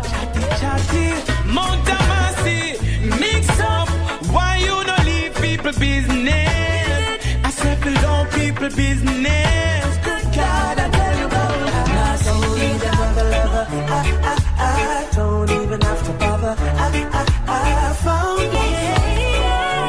You bring joy to my world. Favorite memory, my favorite word. حبي سيدنا محمد نور اللي بدر الهدى متم. Yani ina maana nchi ama mji ikiwa na amani, unakuta hata nchi zingine zinawadhamini, zinawafadhili sana, zinawaaminia. Muislamu wa kisawasawa ni yule ambaye anadumisha amani, anaepukana na maneno ambayo yanaweza kupelekea kuvurugika kwa amani, na vitendo vyake pia huwa vinahusika na kuhifadhi amani.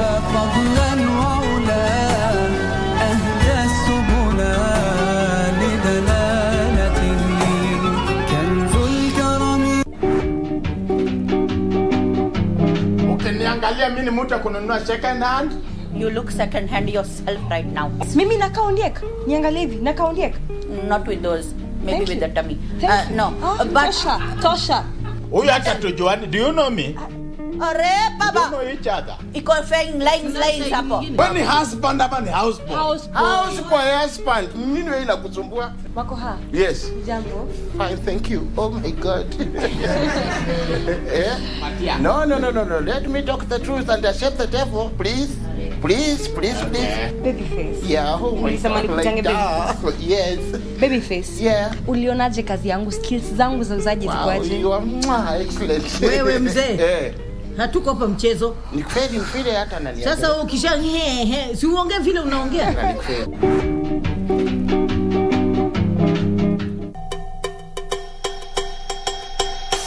I can see you come bearing gifts. It's only one. Of course I know it's not mine. Kama uneki orumo jo ujipage. Economy ni baya wewe. We need to persuade her to sell our shares.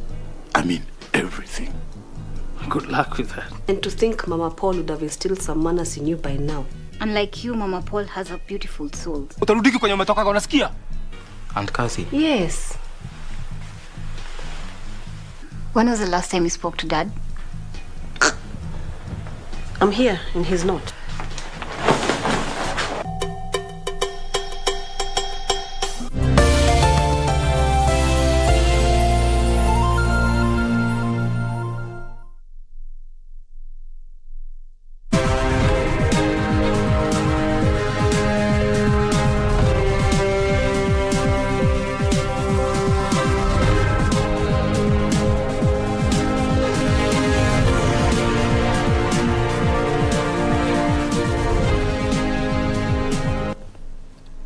Welcome back. Now let's take a look at news-making headlines in the business world. The European Investment Bank has committed to triple its global climate adaptation finance by 2025. IEB President Wanawake said that there is a need to increase adaptation finance in Africa, adding that climate change could wipe out 15% of Africa's gross domestic product by 2030. Details of these and more on news from and around the continent. The Africa Adaptation Summit held in Rotterdam was the first ever global summit to focus solely on accelerating climate adaptation in Africa. The EIB has partnered with the Global Center on Adaptation, GCA, to mobilize action in regions of the world that are particularly vulnerable to the impacts of climate change, such as the African continent. Climate change could wipe out 15% of Africa's gross domestic product by the year 2030, which will mean an additional 100 million people in extreme poverty by the end of the decade. Over the last 5 years, the EIB has provided 18 billion euros for public and private investment across Africa. Meanwhile, Tunisian farmers are fighting a losing battle with drought and disease that is driving many to abandon plantations where they grow some of the world's finest dates. Farmers are long accustomed to extreme heat, the highest temperature ever recorded in Africa, over 55 degrees Celsius. But they say the effect of climate change are making life even tougher. More than a third of farmers have stopped irrigating their crop because it has become too expensive. Like many others despairing of a future in their own country, many says they are ready to risk the dangerous journey across the Mediterranean to seek a new life in Europe. Finally, South African mobile operator MTN Group has reduced its debt further through early settlements of $300 million in Eurobonds with a 2024 maturity date as part of efforts to deleverage and run debt faster. The action brings MTN's dollar-denominated debt down to 35% of total holding company debt on a H1 2022 pro forma basis. MTN Group Finance Chief said the settlement will be funded from available cash balances. And now Irish regulators have fined Instagram for violating children's privacy. The long-running million euro complaint concerned children's data, particularly their phone numbers and email addresses. Some reportedly upgraded to business accounts to access analytics tools such as profile visits without realizing this made more of their data public. Here are the details for this and other stories making headlines across the globe. Instagram's owner Meta said it planned to appeal against the decision. It is the third fine handed to the company by the regulator. The DPC regulates large technology companies with European headquarters in the Republic of Ireland. It has never given such a large fine for a breach of the European Union's General Data Protection Regulation. But last year, it fined WhatsApp 225 million euros, while Luxembourg's data authority fined Amazon a record 746 million euros. The National Society for the Prevention of Cruelty to Children said it was a major breach that had significant safeguarding implications and the potential to cause real harm to children using Instagram. Meanwhile, Jetstar has apologized to about 4,000 passengers who were stranded in Bali over the past week because of flight cancellations. The budget airline said it had cancelled 8 return flights to Sydney and Melbourne from Denpasar since 1st September. The carrier, which is run by Australia's flagship airline Qantas, said that most of the impacted passengers were given accommodation. Qantas has been struggling with flight cancellations and lost luggage since Australia reopened its borders in February. Qantas said that its underlying loss before tax had widened to $1.86 billion in the year to the end of June from $1.3 billion recorded the previous year. Finally, Russia has warned that it will not resume gas supplies along a key pipeline to Europe until sanctions are lifted. Russia has blamed Western countries for its decision not to reopen the Nord Stream 1 pipeline after it was shut for 3 days for maintenance. When asked if supplies would resume pumping if sanctions were eased, a Kremlin spokesman said definitely. Gas prices soared by as much as 30% on Monday due to mounting concerns over energy supplies. Wholesale prices have been very volatile in recent weeks. Europe has accused Russia of using gas supplies to blackmail European countries because of the Ukraine conflict.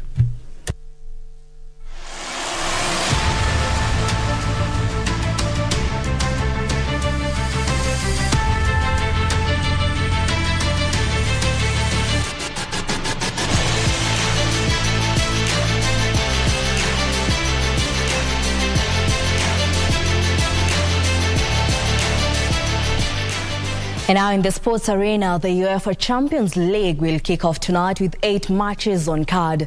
Defending champions Real Madrid will take on Celtic, while PSG will face Juventus. English Premier League defending champions Manchester City will be up against Sevilla at Ramon Sanchez Pizjuan Stadium. Real Madrid will be looking forward to yet again prove to be the champions of Europe when they travel to take on Celtic at Celtic Park. Madrid head coach Carlo Ancelotti has travelled with the same 22 players that were involved in Saturday's 2-1 win over Real Betis in La Liga, meaning that defenders Jesus Vallejo and Alvaro Odriozola miss out again as they return from injury. Celtic's manager Ange Postecoglou has stated that striker Kyogo Furuhashi is available to face Madrid in today's group stage opener. Meanwhile, Manchester City coach Pep Guardiola has said that Manchester City cannot pull all their Champions League title hopes on Erling Haaland after the striker made an incredible start to his career at Etihad Stadium, scoring 10 goals in just 6 games. Haaland is seen by many as being the final piece of the jigsaw as City chase European glory, but Guardiola stressed the importance of the whole team. City face Sevilla before taking on Tottenham this weekend in the English Premier League. In another match, French Ligue 1 champions Paris Saint-Germain will face a tricky fixture when they take on Juventus. The two European giants have not faced each other in a competitive match since Juventus ran a 9-2 aggregate win in the 1996 UEFA Super Cup. Other matches on card tonight, RB Salzburg will take on AC Milan, RB Leipzig will play Shakhtar Donetsk, while Benfica host Maccabi Haifa. Frederick Olwete for Channel 1 Sports. 22 Grand Slam single winner Rafael Nadal says that he is unsure whether he will play again after losing in the US Open fourth round. The 36-year-old Spaniard was beaten in 4 sets by American Francis Tiafoe on Monday. Now Nadal is scheduled to be play in the Lava Cup alongside Roger Federer, Novak Djokovic and Andy Murray in London from 23rd to 25th September. The US Open, which he was bidding to win for the 5th time, was only the second tournament after pulling out of the Wimbledon semi-final with an abdominal injury after an opening defeat by Borna Coric in Cincinnati. The second seed improved against Francis Richard but was overpowered by Tiafoe in front row Rocker's home crowd in New York.